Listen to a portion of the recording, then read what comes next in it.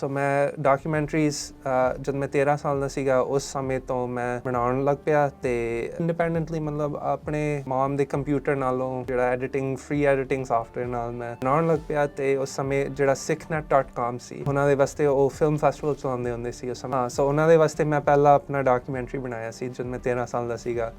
ਫਿਰ ਸਾਡਾ spinning wheel film festival ਜੋ ਅੱਜ ਕੱਲ੍ਹ ਸਿੱਖਲੈਂਸ ਕਹਿੰਦੇ ਨੇ ਉੱਥੇ ਵੀ ਮੈਂ ਸਬਮਿਟ ਕੀਤਾ ਸੀ, ਉਹਨਾਂ ਨੇ ਬਹੁਤ ਸਪੋਰਟ ਕੀਤਾ। ਫਿਰ ਅਗਲੇ ਸਾਲ ਮੈਂ ਇੱਕ ਹੋਰ ਡਾਕੂਮੈਂਟਰੀ ਬਣਾਇਆ ਸਿੱਖ ਐਕਸਪੀਰੀਅੰਸ ਦੇ ਉੱਤੇ, ਔਰ ਤੀਜਾ ਸਾਲ ਮੈਂ ਇੱਕ ਹੋਰ ਵੀ ਬਣਾਇਆ। ਜਦ ਮੈਂ ਹਾਈ ਸਕੂਲ ਤੱਕ ਗ੍ਰੈਜੂਏਸ਼ਨ ਕੀਤਾ ਉਸ ਸਮੇਂ ਤੱਕ ਮੈਂ 3 ਡਾਕੂਮੈਂਟਰੀਜ਼ ਬਣਾ ਚੁੱਕਿਆ ਸੀ। ਜਦੋਂ ਤੁਸੀਂ ਦੱਸਿਆ ਵੀ 9/11 ਦਾ ਹਮਲਾ ਹੋਇਆ, ਤੁਹਾਡੇ ਨਾਲ ਜਿਹੜੀ ਫਰੈਂਡ ਸੀ ਉਹਨੂੰ ਖੇਡਣ ਤੋਂ ਰੋਕਿਆ ਗਿਆ, 7 ਸਾਲ ਦੇ ਅੰਗਦ ਨੂੰ ਉਦੋਂ ਕੀ ਫੀਲ ਹੋ ਰਿਹਾ ਸੀ? I mean actually ਉਸ ਸਮੇਂ ਨੂੰ ਮੈਨੂੰ ਪਤਾ ਹੀ ਨਹੀਂ ਸੀ। ਮਾਂ ਨੇ ਮੈਨੂੰ 5 ਸਾਲ ਬਾਅਦ ਦੱਸਿਆ ਜਦ ਉਹ ਜਿਹੜੀ ਕੁੜੀ ਸੀ ਉਹ ਨੇਬਰਹੁੱਡ ਤੋਂ ਬਾਹਰ ਚਲੇ ਗਏ। ਆਈ ਥਿੰਕ ਥੋੜਾ ਲਾਈਕ 1-2 ਸਾਲ ਬਾਅਦ ਫਿਰ ਸਾਡੀ ਮਤਲਬ ਗੱਲਬਾਤ ਹੋਣ ਲੱਗ ਪਈ, ਪਰ ਉਸ ਤੋਂ ਬਾਅਦ ਸੇਮ ਨਹੀਂ ਰਿਹਾ ਸਾਡਾ ਰਿਲੇਸ਼ਨਸ਼ਿਪ। ਐਂਡ ਉਸ ਵੇਲੇ ਮੈਨੂੰ ਪਤਾ ਹੀ ਨਹੀਂ ਸੀ, ਆਈ ਡੋਨਟ ਨੋ, ਹੁਣ ਯਾਦ ਨਹੀਂ ਹੈ ਕਿ ਕੀ ਉਸ ਵੇਲੇ ਮਹਿਸੂਸ ਕੀ ਹੋ ਰਿਹਾ ਸੀ। ਪਰ when you look back ਹੁਣ ਕੀ ਸੋਚ ਰਹੇ? ਜਦ ਮੈਂ 5th ਗ੍ਰੇਡ ਵਿੱਚ ਸੀਗਾ ਫਿਰ ਤਾਈਓ ਮਾਂ ਨੇ ਦੱਸੀ ਸੀ ਕਿ ਤੁਹਾਨੂੰ ਪਤਾ ਹੈ ਕਿ ਐਕਚੁਅਲੀ ਕੀ ਗੱਲ ਸੀ ਉਸ ਸਮੇਂ ਦਾ, ਕਿ ਇਹ ਗੱਲ ਉਹਨਾਂ ਦੀ ਮਾਂ ਨੇ ਮੈਨੂੰ ਕੀ ਕਹੀ ਸੀ ਉਸ ਦਿਨ। ਮੈਂ ਇਕੱਲਾ ਸਿੱਖ ਸੀਗਾ ਪੂਰੇ ਸਕੂਲ ਡਿਸਟ੍ਰਿਕਟ ਵਿੱਚ ਤੇ ਹਰ ਰੋਜ਼ ਮੈਂ ਪਟਕਾ ਬੰਨ੍ਹ ਕੇ ਦਸਤਾਰ ਬੰਨ੍ਹ ਕੇ ਜਾਂਦਾ ਸੀ ਸਕੂਲ ਤੇ ਹਰ ਰੋਜ਼ ਮੈਨੂੰ ਪੁੱਛਣਾ ਪੈਂਦਾ ਸੀ ਮੈਂ ਕਿਉਂ ਕਰ ਰਿਹਾ। ਇਹ ਨਿਸ਼ਾਨਤਾ ਬਣਦਾ ਹੈ ਜੇ ਤੁਸੀਂ ਇਸ ਚੀਜ਼ ਨੂੰ ਬੰਨ੍ਹਦੇ ਹੋ, ਆਪਣੀ ਸਿਰ ਤੇ ਬਿਕਮ ਅ ਟਾਰਗੇਟ। ਤੇ ਜਦ ਮੈਂ ਆਪਣੇ ਬਜ਼ੁਰਗਾਂ, ਆਪਣੇ ਜਿਹੜੇ ਐਲਡਰਸ, ਜਦ ਮੈਂ ਇੰਡੀਆ ਜਾਂਦਾ ਹੁੰਦਾ ਸੀ ਉਹਨਾਂ ਨੂੰ ਪੁੱਛਦਾ ਕਿ ਆਪਾਂ ਕਿਉਂ ਕਰਦੇ, ਸਾਰੇ ਕਹਿੰਦੇ ਸੀ ਗੁਰੂ ਦੀ ਬਲੈਸਿੰਗ ਹੈ, ਗॉड ਦਾ ਗਿਫਟ ਹੈ, ਤੁਸੀਂ ਇਸ ਤਾਈਂ ਕਰਨਾ ਚਾਹੀਦਾ, ਰੱਖਣਾ ਚਾਹੀਦਾ। ਪਰ ਮੇਰੇ ਵਾਸਤੇ ਉਹ ਜਿਹੜਾ ਆਨਸਰ ਸੀਗਾ ਉਹ ਸਫੀਸ਼ੀਐਂਟ ਨਹੀਂ ਸੀ, ਬਿਲਕੁਲ ਵੀ ਨਹੀਂ। ਤੁਹਾਡੇ ਮਨ 'ਚ ਕੀ ਸੀ ਜਿਹੜਾ ਤੁਸੀਂ ਇਦਾਂ ਕਰਦੇ ਰਹੇ? ਹਾਂਜੀ, ਹਰ ਰੋਜ਼ ਬਣਨਾ ਪੈਂਦਾ ਸੀ ਔਰ ਆਪਣੇ ਆਪ ਨੂੰ ਪੁੱਛਣਾ ਸੀ, ਕਿਉਂਕਿ ਜਦ ਮੈਂ ਸਕੂਲ ਚਲੇ ਜਾਂਦਾ ਸਕੂਲ ਵਾਲੇ ਮੈਨੂੰ ਪੁੱਛਦੇ ਤੁਸੀਂ ਕਿਉਂ ਕਰ ਰਹੇ ਹੋ, ਪਰ ਜੇ ਮੈਂ ਉਹਨਾਂ ਨੂੰ ਕਹਾਂ ਕਿ ਇਹ ਗॉड ਦਾ ਗਿਫਟ ਹੈ ਫਿਰ ਉਹਨਾਂ ਨੂੰ ਕੀ ਮਤਲਬ, ਉਹਨਾਂ ਦੇ ਵਾਸਤੇ ਵੀ ਸਫੀਸ਼ੀਐਂਟ ਨਹੀਂ। ਕੀ ਆਪਣੇ ਆਪ ਨੂੰ ਕੀ ਤੁਸੀਂ ਦੱਸਿਆ? How do you think we ਜਿੱਦਾਂ ਤੁਸੀਂ ਜਿੱਦਾਂ ਅੰਗਦ ਸਿੰਘ ਗੋ ਥਰੂ ਹੋਇਆ ਸਕੂਲਿੰਗ ਦੇ ਵਿੱਚ, ਅਣਗਿਣਤ ਬੱਚੇ ਅਕ੍ਰੋਸ ਯੂਐਸ ਉਹਨਾਂ ਨੇ ਇਹ ਚੀਜ਼ ਦਾ ਸਾਹਮਣਾ ਕੀਤਾ, ਕਈ ਜਾਣੇ ਉਹ ਚੈਲੰਜ ਨਹੀਂ ਸਾਂਭ ਸਕੇ। ਸੋ ਕੀ ਮੈਸੇਜ ਦੇਣਾ ਚਾਹੁੰਦੇ ਆ ਤੁਸੀਂ ਉਹਨਾਂ ਨੂੰ ਟਿਲ ਸਮ ਸਟੂਡੈਂਟਸ ਦੇ ਫੇਸ ਦਿਸ? ਉਹ ਜਸਵੰਤ ਸਿੰਘ ਕਹਿੰਦੇ ਹੁੰਦੇ ਸੀ ਕਿ ਜਦ ਸਭ ਤੋਂ ਪਹਿਲਾ ਜਿਹੜਾ ਦਿਨ ਸੀ ਦੁਨੀਆ ਵਿੱਚ, ਇੱਕ ਗਾਂਵ ਸੀਗਾ ਔਰ ਉਸ ਗਾਂਵ ਦੇ ਵਿੱਚ ਲੋਕੀ ਮਤਲਬ ਬੜੀ ਖੁਸ਼ੀ ਨਾਲ ਰਹਿੰਦੇ ਸੀ, ਪਰ ਉਹ ਜਦ ਸੂਰਜ ਡੁੱਬਣ ਲੱਗ ਪਿਆ ਪਹਿਲੀ ਵਾਰੀ ਉਸ ਸਮੇਂ ਸਾਰੇ ਮਤਲਬ ਸਾਰਿਆਂ ਨੂੰ ਹਨੇਰਾ ਆਇਆ ਤੇ ਸਾਰੇ ਘਬਰਾਉਣ ਲੱਗ ਪਏ ਕਿ ਕੀ ਹੋ ਰਿਹਾ। ਤੇ ਉਸ ਗਾਂਵ ਦੇ ਵਿੱਚ ਇੱਕ ਘਰ ਦੇ ਵਿੱਚ ਕਿਸੇ ਨੇ ਬੱਤੀ ਜਲਾਇਆ ਤੇ ਉਹਨਾਂ ਨੇ ਕਿਹਾ ਕਿ ਭਾਵੇਂ ਮੈਂ ਪੂਰੀ ਦੁਨੀਆ ਦੀ ਜਿਹੜੀ ਹਨੇਰਾ ਹੈ ਉਹ ਮੈਂ ਹਟਾ ਨਹੀਂ ਸਕਦਾ, ਮੇਰੇ ਆਲੇ ਦੁਆਲੇ ਮੈਂ ਤਾਂ ਘੱਟ ਤੋਂ ਘੱਟ ਆਨੰਦ ਦਵਾਂ ਤੇ ਇੱਕ ਦੂਜੇ ਨੂੰ ਇੰਸਪੀਰੇਸ਼ਨ ਤਾਈਓ ਮਿਲਦੀ ਆ। ਜਦੋਂ ਫਿਰ ਅੰਗਦ ਸਿੰਘ ਤੁਸੀਂ ਇਹ ਡਾਕੂਮੈਂਟਰੀਜ਼ ਜਿਹੜੀਆਂ ਉਹ ਬਣਾਈਆਂ, ਜਿੱਦਾਂ ਤੁਸੀਂ ਕਿਹਾ ਵੀ ਉਹ ਉਸ ਪਾਸੇ ਵੱਲ ਨੂੰ ਜਦੋਂ ਤੁਸੀਂ ਪਹੁੰਚੇ, ਕੀ ਰੀਅਲ ਆ ਇਹ ਗੱਲ ਜਾਂ ਇਹ ਮਤਲਬ ਇਹ ਚੈਲੰਜ ਹੈਗਾ ਆ ਬੀਇੰਗ ਤੁਸੀਂ ਦਾੜਾ ਪ੍ਰਕਾਸ਼ ਆ ਪੱਗ ਬੰਨ੍ਹ ਕੇ, ਲਾਈਕ ਮੌਜੂਦਾ ਦੌਰ ਦੇ ਜਿਹੜੇ ਵੱਡੀਆਂ ਚੈਨਲਸ ਨੇ, ਵੱਡੇ ਜਿਹੜੇ ਮੀਡੀਆ ਹਾਊਸਿਸ ਆ ਵੀ ਉਹਨਾਂ ਵਿੱਚ ਕੰਮ ਕਰਨਾ, ਇਜ਼ ਇਟ ਹਾਰਡ?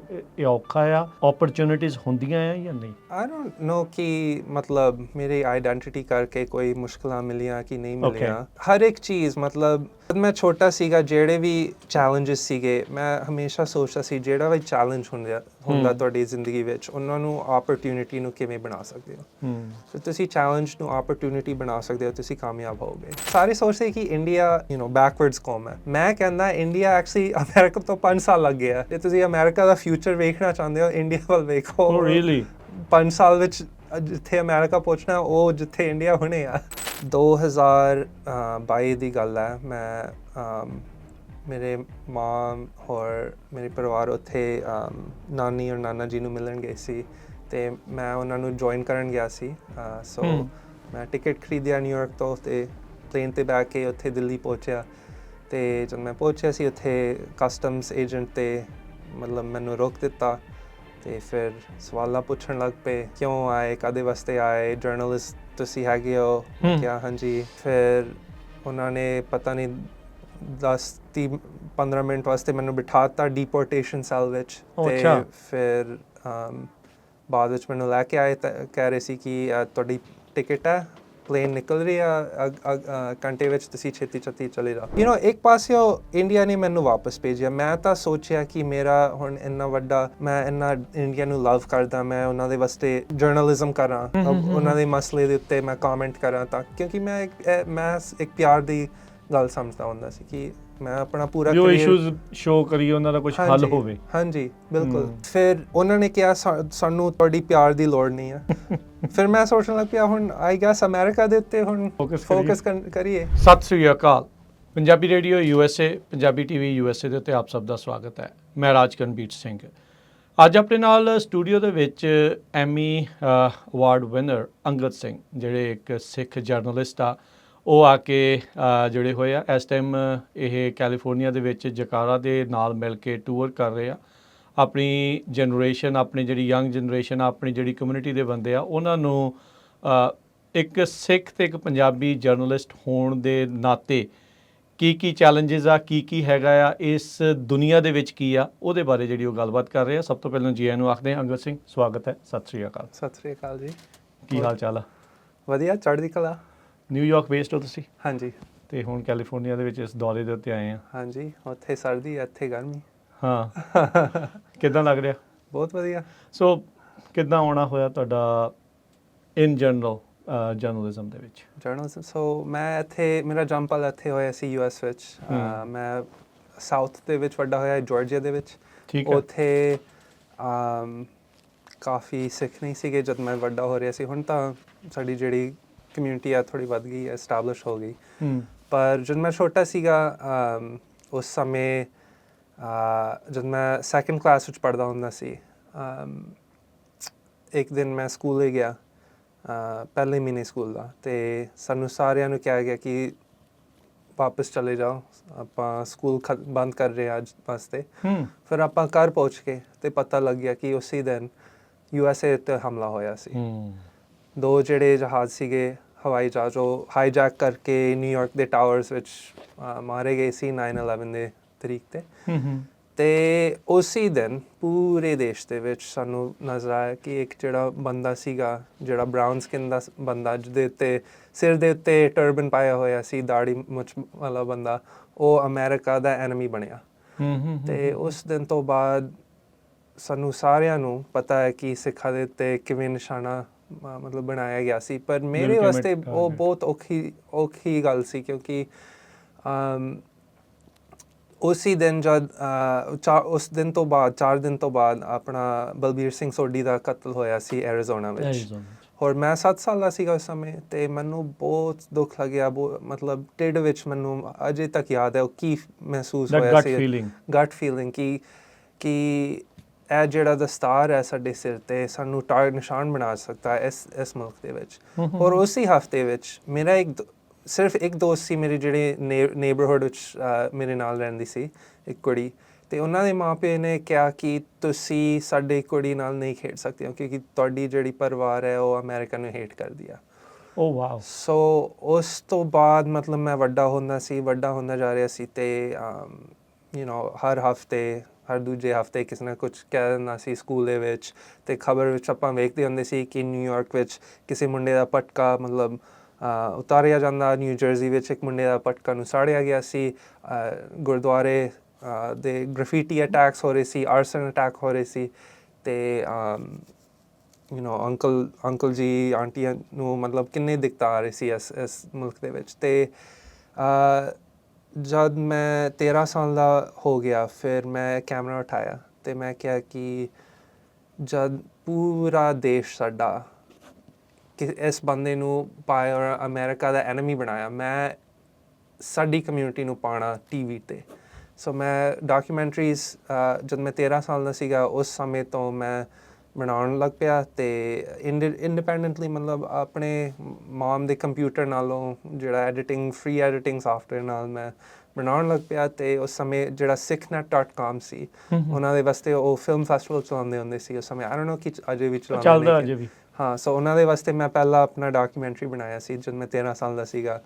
ਫਿਰ ਸਾਡਾ ਸਪਿਨਿੰਗ ਵੀਲ ਫਿਲਮ ਫੈਸਟੀਵਲ, ਜੋ ਅੱਜ ਕੱਲ੍ਹ ਸਿੱਖ ਲੈਂਸ ਕਹਿੰਦੇ ਨੇ, ਉੱਥੇ ਵੀ ਮੈਂ ਸਬਮਿਟ ਕੀਤਾ ਸੀ, ਉਹਨਾਂ ਨੇ ਬਹੁਤ ਸਪੋਰਟ ਕੀਤਾ। ਅਤੇ ਫਿਰ ਅਗਲੇ ਸਾਲ ਮੈਂ ਇੱਕ ਹੋਰ ਡਾਕੂਮੈਂਟਰੀ ਬਣਾਇਆ ਸਿੱਖ ਐਕਸਪੀਰੀਅੰਸ ਦੇ ਉੱਤੇ, ਔਰ ਤੀਜਾ ਸਾਲ ਮੈਂ ਇੱਕ ਹੋਰ ਵੀ ਬਣਾਇਆ। ਜਦ ਮੈਂ ਹਾਈ ਸਕੂਲ ਤੱਕ ਗ੍ਰੈਜੂਏਸ਼ਨ ਕੀਤਾ ਉਸ ਸਮੇਂ ਤੱਕ ਮੈਂ 3 ਡਾਕੂਮੈਂਟਰੀਜ਼ ਬਣਾ ਚੁੱਕਿਆ ਸੀਗੇ। ਤੇ ਫਿਰ ਕਾਲਜ ਮੈਂ ਗਿਆ ਤੇ ਕਾਲਜ ਵਿੱਚ ਪੋਲੀਟੀਕਲ ਸਾਇੰਸ ਪੜ੍ਹਿਆ ਸੀ।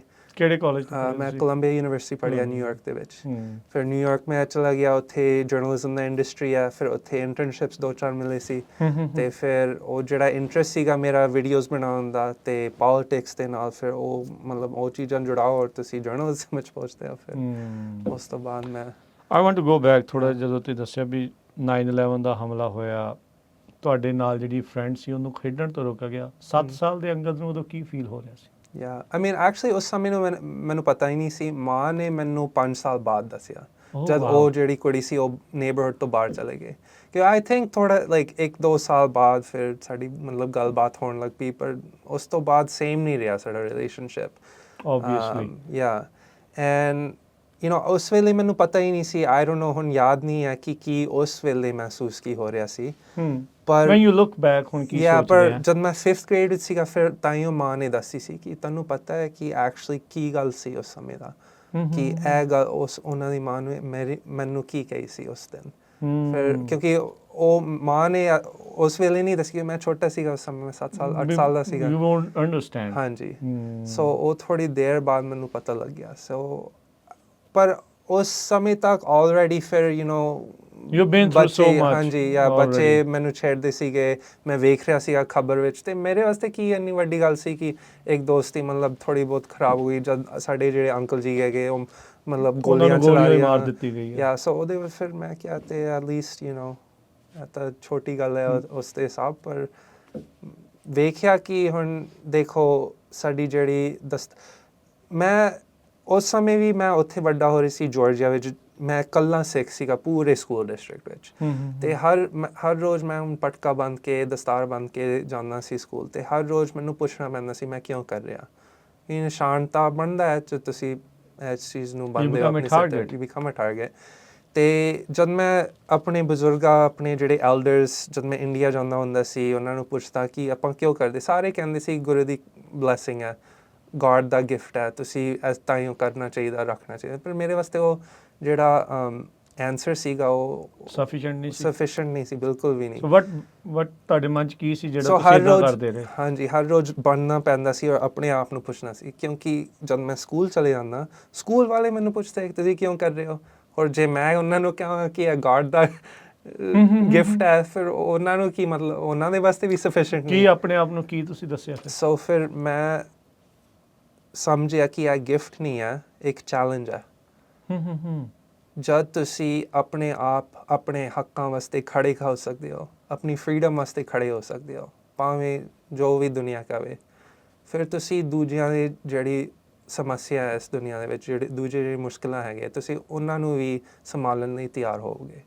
ਜਿਹੜਾ ਸਿੱਖ ਦਾ ਧਰਮ ਹੈ ਇਹ ਸਰਬੱਤ ਦਾ ਭਲਾ ਵਾਸਤੇ ਆ, ਔਰ ਜਦ ਤੁਸੀਂ ਸਰਬੱਤ ਦਾ ਭਲਾ ਬਣਾਉਣਾ ਚਾਹੁੰਦੇ ਹੋ ਇਸ ਦੁਨੀਆ ਦੇ ਵਿੱਚ, ਫਿਰ ਜਿਹੜੇ ਦੁਨੀਆ ਦੇ ਮਸਲਾ ਹੈਗੇ ਆ, ਜਿਹੜੇ ਮੁਸ਼ਕਿਲਾਂ ਹੈਗੀਆਂ ਨੇ, ਉਹਨਾਂ ਨੂੰ ਵੀ ਸੰਭਾਲਣਾ ਪੈਣੇ ਆ। ਸੋ ਜਦ ਮੈਂ ਛੋਟਾ ਸੀਗਾ ਉਸ ਸਮੇਂ ਮੈਨੂੰ ਪਤਾ ਲੱਗ ਗਿਆ ਕਿ ਹੁਣ ਮੈਂ ਆਪਣੇ ਆਪ ਨੂੰ ਜੇ ਮੈਂ ਸੰਭਾਲ ਸਕਦਾ, ਆਪਣੇ ਆਪ ਜੇ ਮੈਂ ਆਪਣੇ ਹੱਕਾਂ ਵਾਸਤੇ ਖੜੇ ਹੋ ਸਕਦਾ ਵਾਂ। ਔਰ ਉਹ ਐਕਚੁਅਲੀ ਮੈਨੂੰ ਤਾਂਹੀਓ ਚਿਤਾਇਆ ਕਿਉਂਕਿ ਜਦ ਮੈਂ ਡਾਕੂਮੈਂਟਰੀ ਆਪਣੀ ਫਿਲਮ ਬਣਾਉਣ ਸ਼ੁਰੂ ਕੀਤਾ ਸੀ, ਜਦ ਮੈਂ ਛੋਟੇ ਸੀਗਾ, ਉਹ ਇੱਕ ਫਿਲਮ ਮੈਂ ਬਣਾਇਆ ਸੀ ਜੜ੍ਹਾਂ ਤੇ ਖੰਭ, ਰੂਟਸ ਐਂਡ ਵਿੰਗਸ ਆਪਣਾ ਲਿਖੇ ਨਾਲ, ਤੇ ਉਹਦਾ ਜਿਹੜਾ ਸੈਂਟਰਲ ਕੁਐਸਚਨ ਸੀ ਕਿ ਅਸੀਂ ਆਪਣੇ ਜੜ੍ਹਾਂ ਨੂੰ ਰੱਖ ਸਕਦੇ ਹਾਂ ਜਦ ਅਸੀਂ ਇੱਥੇ ਅਮਰੀਕਾ 'ਚ ਆਏ ਹੋਏ ਹਨ, ਤੇ ਆਪਣੇ ਖੰਭਾਂ ਦੇ ਉੱਤੇ ਮਤਲਬ ਉੱਡ ਸਕਦੇ ਹਨ ਇਸ ਮੁਲਕ ਦੇ ਵਿੱਚ, can we fly while keeping our roots. ਤੇ ਜਦ ਮੈਂ ਉਸ ਫਿਲਮ ਨੂੰ ਬਣਾਇਆ ਸੀ, ਅਸੀਂ ਇੱਕ ਲੈਸਨ ਪਲਾਨ ਬਣਾਇਆ ਸੀ ਔਰ ਵੱਖਰੇ ਵੱਖਰੇ ਸਕੂਲਾਂ 'ਚ ਭੇਜੇ। ਮੈਨੂੰ ਪਤਾ ਲੱਗ ਗਿਆ ਸੀ ਕਿ ਸਿਰਫ ਸਿੱਖਾਂ ਦੀ ਜਿਹੜੀ ਉਹ ਚੀਜ਼ ਹੈ, ਸਿਰਫ ਸਿੱਖਾਂ ਦੇ ਵਾਸਤੇ ਨਹੀਂ, ਕਈ ਯਹੂਦੀ ਬੱਚੇ, ਮੁਸਲਮਾਨ ਦੀ ਕੁੜੀਆਂ, ਹਿੰਦੂ ਬੱਚੇ ਮੈਨੂੰ ਲਿਖਣ ਲੱਗ ਪਏ, ਆਪਣੀ ਟੀਚਰਸ ਨੂੰ ਦੱਸਣ ਲੱਗ ਪਏ ਕਿ ਅਸੀਂ ਹੁਣ ਆਪਣੇ ਹਿਜਾਬ, ਆਪਣਾ ਯਾਮੁਕਾ, ਆਪਣਾ ਜਿਹੜੇ ਵੀ ਧਾਰਮਿਕ ਪਹਿਚਾਣ, ਹਾਂਜੀ, ਅਸੀਂ ਹੁਣ ਵੀ ਪਾਉਣਾ ਚਾਹੁੰਦੇ ਹਾਂ ਆਪਣੀ ਕਲਾਸ ਵਿੱਚ, ਔਰ ਸਾਨੂੰ ਉਹ ਕੌਨਫੀਡੈਂਸ ਆਇਆ ਮੇਰੇ ਫਿਲਮ ਨੂੰ ਵੇਖ ਕੇ। ਐਂਡ ਉਸੇ ਚੀਜ਼ ਜਦ ਮੈਨੂੰ ਉਹ ਗੱਲ ਪਤਾ ਲੱਗਿਆ, ਮੈਨੂੰ ਐਵੇਂ ਲੱਗਿਆ ਕਿ ਜਿਹੜਾ ਮੈਂ ਕੰਮ ਕਰ ਰਿਹਾ ਉਹ ਸਿਰਫ ਸਿੱਖਾਂ ਦੇ ਵਾਸਤੇ ਨਹੀਂ ਹੈ, ਸਾਰਿਆਂ ਦੇ ਵਾਸਤੇ ਆ, ਸਰਬੱਤ ਦਾ ਭਲਾ। ਐਂਡ ਸੋ ਤਾਂ ਹੀ ਉਹ ਮਤਲਬ ਫਿਰ ਮੇਰਾ ਜਿਹੜਾ ਜੋ ਵੀ ਸਿੱਖੀ ਦਾ ਸੰਬੰਧ ਹੈ, ਜਿਹੜਾ ਵੀ ਆਪਣਾ ਕੰਮ ਦਾ ਸੰਬੰਧ ਹੈ, ਉਹ ਸਾਰੇ ਇੱਕੋ ਹੀ ਹੈ ਨਾ। ਲਾਈਕ ਤੁਸੀਂ ਹੁਣ ਸਰਬੱਤ ਦਾ ਭਲਾ, ਜਿਹੜੇ ਵੀ ਸਾਡੇ ਮੁਸ਼ਕਲਾਂ ਹੈਗੇ, ਜੇ ਆਪਾਂ ਦੂਜਿਆਂ ਦੀ ਵੀ ਜ਼ਿੰਦਗੀ ਵਿੱਚ ਵੇਖ ਸਕਦੇ ਹਾਂ, ਅਸੀਂ ਦੂਜਿਆਂ ਦੇ ਵਾਸਤੇ ਉਹਨਾਂ ਨੂੰ ਉਠਾ ਸਕਦੇ ਹਾਂ, ਆਪਣੇ ਆਪ ਨੂੰ ਵੀ ਆਪਾਂ ਉਠਾਵਾਂਗੇ। ਸੋ ਬੜੀ ਵਧੀਆ ਅੰਗਦ ਸਿੰਘ ਤੁਸੀਂ ਇਹ ਗੱਲ ਜਿਹੜੀ ਉਹ ਆਖੀ ਵੀ ਆਪਣੇ ਆਪ ਨੂੰ ਇੱਕ ਚੈਲੰਜ ਦੇ ਕੇ ਉਸ ਦੇ ਵਿੱਚੋਂ ਪਾਰ ਹੋ ਕੇ ਫਿਰ ਹੀ ਤੁਸੀਂ ਕਿਸੇ ਦੇ ਲਈ ਖੜ ਸਕਦੇ ਹੋ। You first have to stand for yourself. So ਤੁਸੀਂ ਜਿਹੜੀ ਉਹ ਚੀਜ਼ ਕੀਤੀ, ਸੋ ਵਧਾਈ ਦੇ ਪਾਤਰ ਹੋ ਤੁਸੀਂ।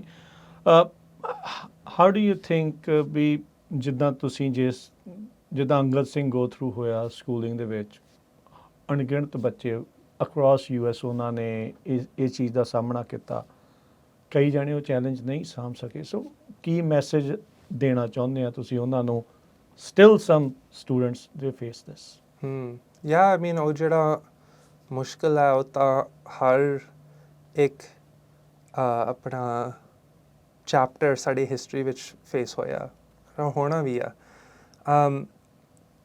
ਜਦ ਮੈਂ ਇਹ ਜਿਹੜਾ ਸਪੀਕਿੰਗ ਟੂਰ 'ਤੇ ਹੁਣੇ ਹੈਗਾ, ਮੈਂ ਹਰ ਵਾਰੀ ਇੱਕ ਸਟੋਰੀ ਨਾਲ ਸ਼ੁਰੂ ਕਰਦਾ। ਔਰ ਇਹ ਜਿਹੜਾ ਸਟੋਰੀ ਹੈ ਜਸਵੰਤ ਸਿੰਘ ਖਾਲੜਾ ਦਾ ਸਟੋਰੀ ਹੈ। ਉਹ ਜਸਵੰਤ ਸਿੰਘ ਕਹਿੰਦੇ ਹੁੰਦੇ ਸੀ ਕਿ ਜਦ ਦੁਨੀਆ ਦੀ ਸਭ ਤੋਂ ਪਹਿਲਾ ਜਿਹੜਾ ਦਿਨ ਸੀ ਦੁਨੀਆ ਵਿੱਚ, ਇੱਕ ਗਾঁव ਸੀਗਾ, ਔਰ ਉਸ ਗਾँव ਦੇ ਵਿੱਚ ਲੋਕੀ ਮਤਲਬ ਬੜੀ ਖੁਸ਼ੀ ਨਾਲ ਰਹਿੰਦੇ ਸੀ। ਪਰ ਉਹ ਜਦ ਸੂਰਜ ਡੁੱਬਣ ਲੱਗ ਪਿਆ ਪਹਿਲੀ ਵਾਰੀ, ਉਸ ਸਮੇਂ ਸਾਰੇ ਮਤਲਬ ਸਾਰਿਆਂ ਨੂੰ ਹਨੇਰਾ ਆਇਆ ਅਤੇ ਸਾਰੇ ਘਬਰਾਉਣ ਲੱਗ ਪਏ ਕਿ ਕੀ ਹੋ ਰਿਹਾ। ਅਤੇ ਉਸ ਗਾँव ਦੇ ਵਿੱਚ ਇੱਕ ਘਰ ਦੇ ਵਿੱਚ ਕਿਸੇ ਨੇ ਬੱਤੀ ਜਲਾਇਆ ਅਤੇ ਉਹਨਾਂ ਨੇ ਕਿਹਾ ਕਿ ਭਾਵੇਂ ਮੈਂ ਪੂਰੀ ਦੁਨੀਆ ਦੀ ਜਿਹੜੀ ਹਨੇਰਾ ਹੈ ਉਹ ਮੈਂ ਹਟਾ ਨਹੀਂ ਸਕਦਾ, ਮੇਰੇ ਆਲੇ ਦੁਆਲੇ ਮੈਂ ਤਾਂ ਘੱਟ ਤੋਂ ਘੱਟ ਚਾਨਣ ਦੇਵਾਂ। ਹਾਂਜੀ, ਚਾਨਣ ਦੇਵਾਂ। ਅਤੇ ਇੱਕ ਦੂਜੇ ਨੂੰ ਇੰਸਪੀਰੇਸ਼ਨ ਤਾਂ ਹੀ ਮਿਲਦੀ ਆ।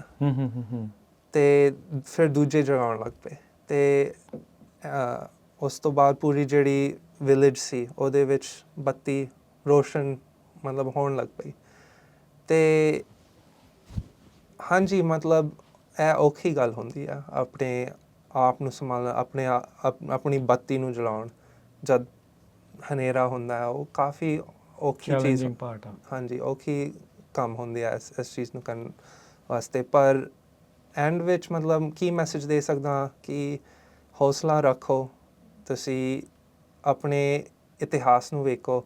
ਜਿਹੜੇ ਸਟੋਰੀਜ਼ ਹੈਗੇ ਸਾਡੇ ਇਤਿਹਾਸ ਦੇ, ਬੜੇ ਇੰਸਪੀਰੇਸ਼ਨਲ ਸਟੋਰੀਜ਼ ਹੈਗੇ ਨੇ। ਜਿਹੜੇ ਮਤਲਬ ਮਾਂ ਪਿਓ ਹੈਗੇ, ਤੁਸੀਂ ਇਹ ਸਟੋਰੀਜ਼ ਦੱਸੋ ਆਪਣੇ ਬੱਚੇ ਨੂੰ, ਕਿਉਂਕਿ ਇਹ ਸਟੋਰੀਜ਼ ਤੋਂ ਹੁਣ ਤੁਹਾਨੂੰ ਹੋਪ, ਉਮੀਦ ਮਿਲੇਗਾ, ਤੁਹਾਨੂੰ ਹੌਸਲਾ ਮਿਲੇਗਾ। ਅਤੇ ਉਸ ਚੀਜ਼ ਦੇ ਨਾਲ ਤੁਹਾਡੀ ਜਿਹੜੀ ਕੌਨਫੀਡੈਂਸ ਹੈ ਉਹ ਵੀ ਵਧੂਗੀ। ਐਂਡ ਫਿਰ ਜੇ ਤੁਸੀਂ ਮਤਲਬ ਉਸ ਹੌਸਲੇ ਨਾਲ ਤੁਸੀਂ ਆਪਣੇ ਆਪ ਵਾਸਤੇ ਖੜ੍ਹੇ ਹੋ ਜਾਓ, ਐਂਡ ਇੰਨਾ ਔਖਾ ਵੀ ਨਹੀਂ ਹੁੰਦਾ ਜਦ ਤੁਸੀਂ ਉਸ ਸਟੈਪ ਨੂੰ ਲੈਂਦੇ ਹੋ, ਫਿਰ ਇੰਨਾ ਮਾੜਾ ਵੀ ਨਹੀਂ ਹੁੰਦਾ। ਪੇਰੈਂਟਸ ਦਾ ਕੀ ਰੋਲ ਰਿਹਾ ਇਸ ਚੀਜ਼ ਦੇ ਵਿੱਚ, ਇਸ ਚੈਲੰਜ ਦੇ ਵਿੱਚੋਂ ਗੋ ਥਰੂ ਹੋਣ ਲਈ?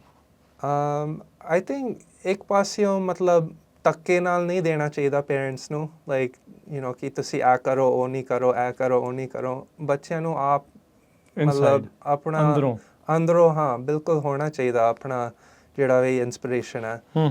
ਪਰ ਉਹਨਾਂ ਨੂੰ ਵੀ ਇੰਨਾ ਸ਼ੈਲਟਰਡ ਨਾ ਰੱਖੋ, ਲਾਈਕ ਉਹਨਾਂ ਨੂੰ ਥੋੜ੍ਹੇ ਚੈਲੰਜਿੰਗ ਸਿਚੁਏਸ਼ਨਸ ਆਪਣੇ, ਹਾਂਜੀ, ਜਿਹੜੇ ਬੱਚੇ ਹੈਗੇ ਕਾਫੀ ਰੈਜ਼ੀਲੀਐਂਟ ਹੈਗੇ ਆਪੇ, ਅਤੇ ਉਹ ਆਪ ਹੀ ਮਤਲਬ ਆਪਣੇ ਸੋਲਿਊਸ਼ਨਸ ਲੱਭਣਗੇ। ਔਰ ਅਸੀਂ ਆਈ ਥਿੰਕ ਬੱਚੇ ਕੋਲੋਂ ਕਾਫੀ ਸਿੱਖ ਸਕਦੇ ਹਾਂ। We need to believe in them. Yeah. ਸੋ ਜਦੋਂ ਫਿਰ ਅੰਗਦ ਸਿੰਘ ਤੁਸੀਂ ਇਹ ਡਾਕੂਮੈਂਟਰੀਜ਼ ਜਿਹੜੀਆਂ ਉਹ ਬਣਾਈਆਂ, ਜਿੱਦਾਂ ਤੁਸੀਂ ਕਿਹਾ ਵੀ ਉਹ ਉਸ ਪਾਸੇ ਵੱਲ ਨੂੰ ਜਦੋਂ ਤੁਸੀਂ ਪਹੁੰਚੇ,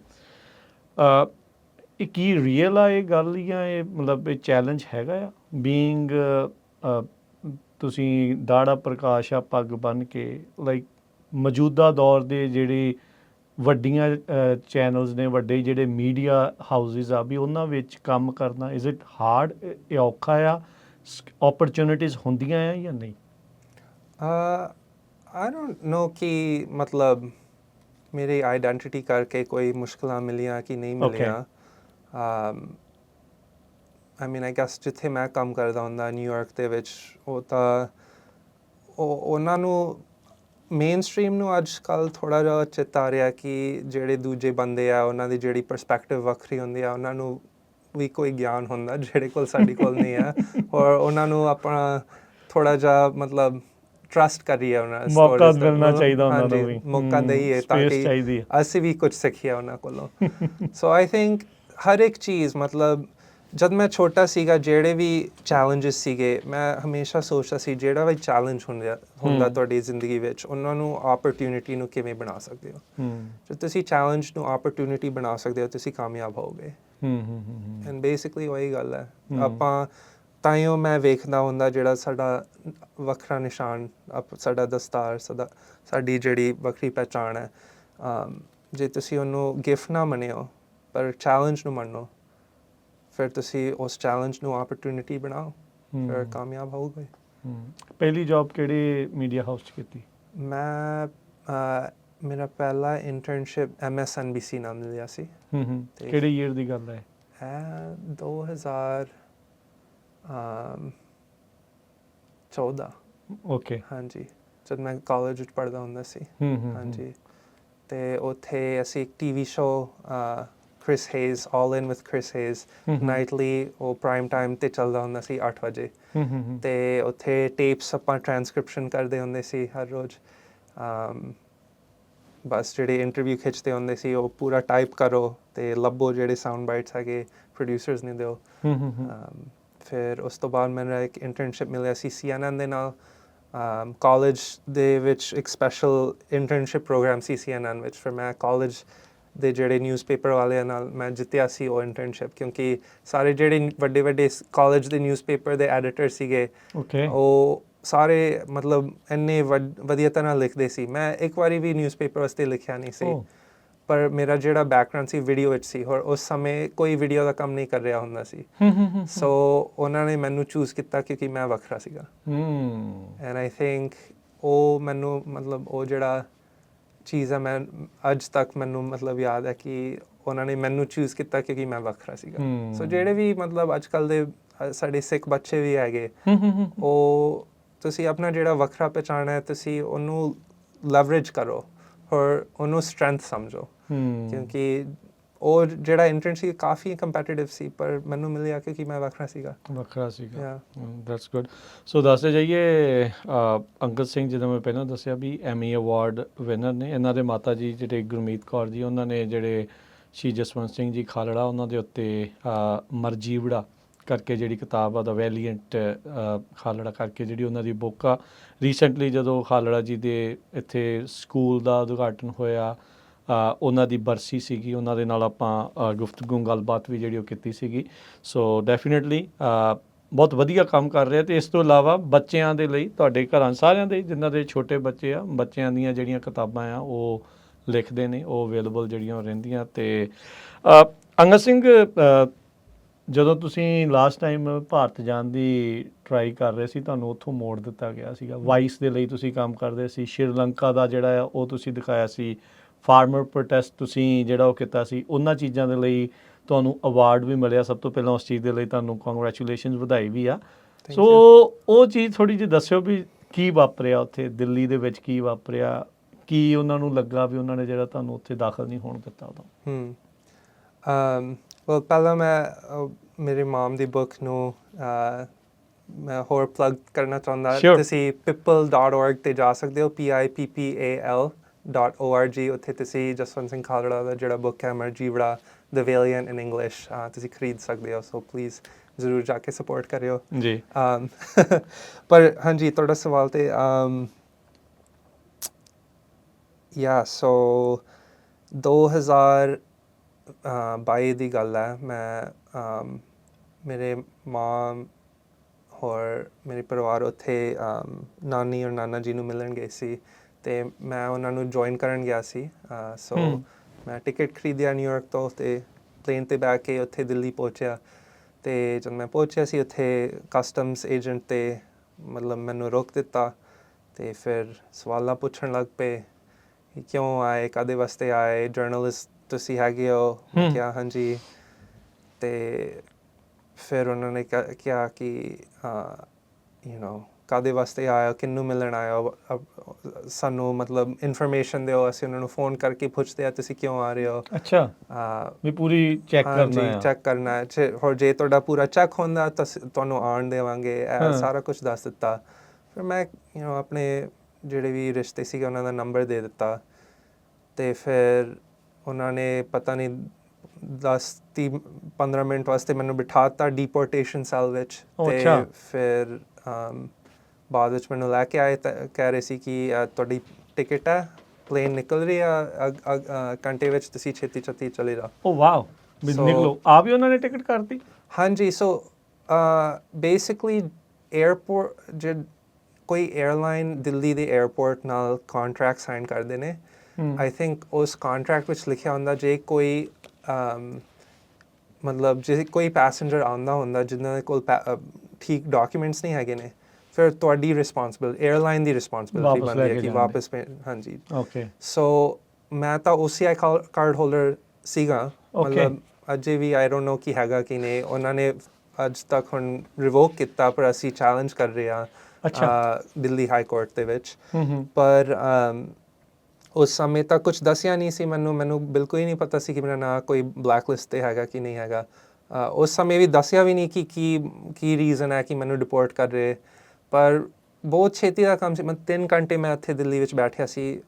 ਮਤਲਬ ਸ਼ੁਕਰ ਹੈ ਉਤਰਿਆ ਜਹਾਜ਼ ਤੋਂ, ਕਸਟਮਸ 'ਤੇ ਪਹੁੰਚ ਕੇ, ਇਮੀਗ੍ਰੇਸ਼ਨ 'ਤੇ ਪਹੁੰਚ ਕੇ ਇੱਕਦਮ ਵਾਪਸ ਭੇਜ ਦਿੱਤਾ।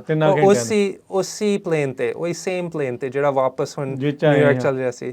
ਸੋ ਐਕਚੁਅਲੀ ਸ਼ੁਕਰ ਦੀ ਗੱਲ ਹੈ ਕਿ ਬਸ 3 ਘੰਟੇ ਬਹਿਣਾ ਪਿਆ ਸੀ ਉਹਨਾਂ ਦੇ। ਰੱਖ ਲਿਆ। ਹਾਂਜੀ, 7 ਸਾਲ ਨਹੀਂ ਹੋਏ ਕਈ ਨੌਜਵਾਨਾਂ ਵਰਗਾ। ਸਾਡਾ ਜਿਹੜਾ ਜੱਗੀ ਸਿੰਘ ਉੱਥੇ UK ਵਾਲਾ।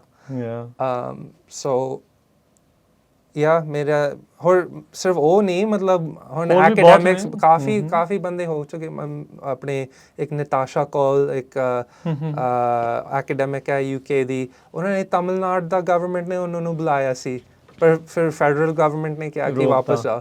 ਔਰ ਉਹਨੂੰ ਆਈ ਥਿੰਕ ਲਾਈਕ 50 ਕੁ ਘੰਟੇ ਬਿਠਾਇਆ ਸੀ ਆਪਣਾ ਏਅਰਪੋਰਟ ਦੇ ਵਿੱਚ। ਸੋ ਮੈਨੂੰ ਤਾਂ ਬਹੁਤ ਈਜ਼ੀ ਹੋਇਆ ਕਈ ਲੋਕਾਂ ਦੇ ਬਾਕੀਆਂ ਦੇ ਮੁਕਾਬਲੇ। ਹਾਂਜੀ। What was going through your mind ਉਸ ਟਾਈਮ ਤੇ? ਲਾਈਕ ਜਦੋਂ ਤੁਸੀਂ ਦੱਸ ਰਹੇ ਵੀ ਸਵਾਲ ਜਵਾਬ ਕੀਤੇ, ਰਿਸ਼ਤੇਦਾਰਾਂ ਦੇ ਫੋਨ ਨੰਬਰ ਦੇ ਦਿੱਤੇ, ਕੰਟੈਕਟ ਕੀਤਾ, ਨਹੀਂ ਕੀਤਾ, ਵੀ ਡੋਂਟ ਨੋ, ਕੀਤਾ ਉਹਨਾਂ ਨੂੰ ਕਾਲ ਆਈ ਸੀ?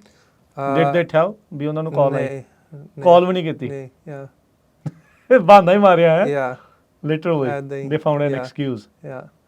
ਸੋ ਕਿਸ ਚੀਜ਼ ਤੋਂ ਖਫਾ ਸੀਗੇ? ਫਾਰਮਰ ਪ੍ਰੋਟੈਸਟ ਦੀ ਕਵਰੇਜ ਤੋਂ? ਸੋ ਉਹ ਬਾਅਦ ਵਿੱਚ ਪਤਾ ਲੱਗ ਗਿਆ। ਆਈ ਮੀਨ ਉਸ ਸਮੇਂ ਕੀ ਮੇਰੇ ਮਨ ਵਿੱਚ ਕੀ ਹੋ ਰਿਹਾ ਸੀ ਕਿ ਐਕਚੁਅਲੀ ਆਫਿਸਰਸ ਤੋਂ ਬਾਅਦ ਇੱਕ ਏਅਰਪੋਰਟ EMPLOYEE ਨੂੰ ਮੈਨੂੰ ਫੜਾਇਆ, ਉਹ ਸਰਦਾਰ ਮੁੰਡਾ ਸੀ। ਅੱਛਾ। ਅਤੇ ਸਰਦਾਰ ਮੁੰਡਾ ਮੇਰੇ ਨਾਲ ਬੈਠਿਆ ਸੀ। ਮੈਂ ਰੋ ਰਿਹਾ ਸੀ ਏਅਰਪੋਰਟ ਦੇ ਵਿੱਚ। ਮਤਲਬ ਪਰਿਵਾਰ ਨੂੰ ਨਹੀਂ ਮਿਲਣ ਦਿੰਦੇ। ਹਾਂਜੀ। ਅਤੇ ਪਤਾ ਨਹੀਂ ਹੁਣ ਇੰਡੀਆ ਨੇ ਮੈਨੂੰ ਕੱਢ ਦਿੱਤਾ। ਮੈਨੂੰ ਤਾਂ ਬਹੁਤ ਲਵ ਹੈ ਇੰਡੀਆ ਵਾਸਤੇ, ਮੈਂ ਤਾਂ ਬਹੁਤ ਪਿਆਰ ਕਰਦਾ ਇੰਡੀਆ ਨੂੰ ਅਜੇ ਵੀ। ਮਤਲਬ ਜਦ ਮੈਂ ਛੋਟਾ ਸੀਗਾ, ਜਦ ਮੈਂ ਇੰਡੀਆ ਜਾਂਦਾ ਸੀ, ਉੱਥੇ ਮੈਂ ਉੱਥੇ ਸਿੱਖਿਆ ਆਪਣੇ ਆਪ ਦੇ ਜਿਹੜੇ ਹਿੱਸੇ ਹੈਗੇ ਜੋ ਅਮਰੀਕਾ ਨੂੰ ਕਦੇ ਨਹੀਂ ਸਮਝ ਆਇਆ। ਉੱਥੇ ਮੈਨੂੰ ਆਪਣੇ ਆਪ ਨੂੰ ਕਿਵੇਂ ਉਹ ਚੀਜ਼ਾਂ ਨੂੰ ਪਿਆਰ ਕਰਨਾ, ਆਈਡੈਂਟੀਟੀ ਉੱਥੇ ਲੱਭੀ ਆਪਣੀ।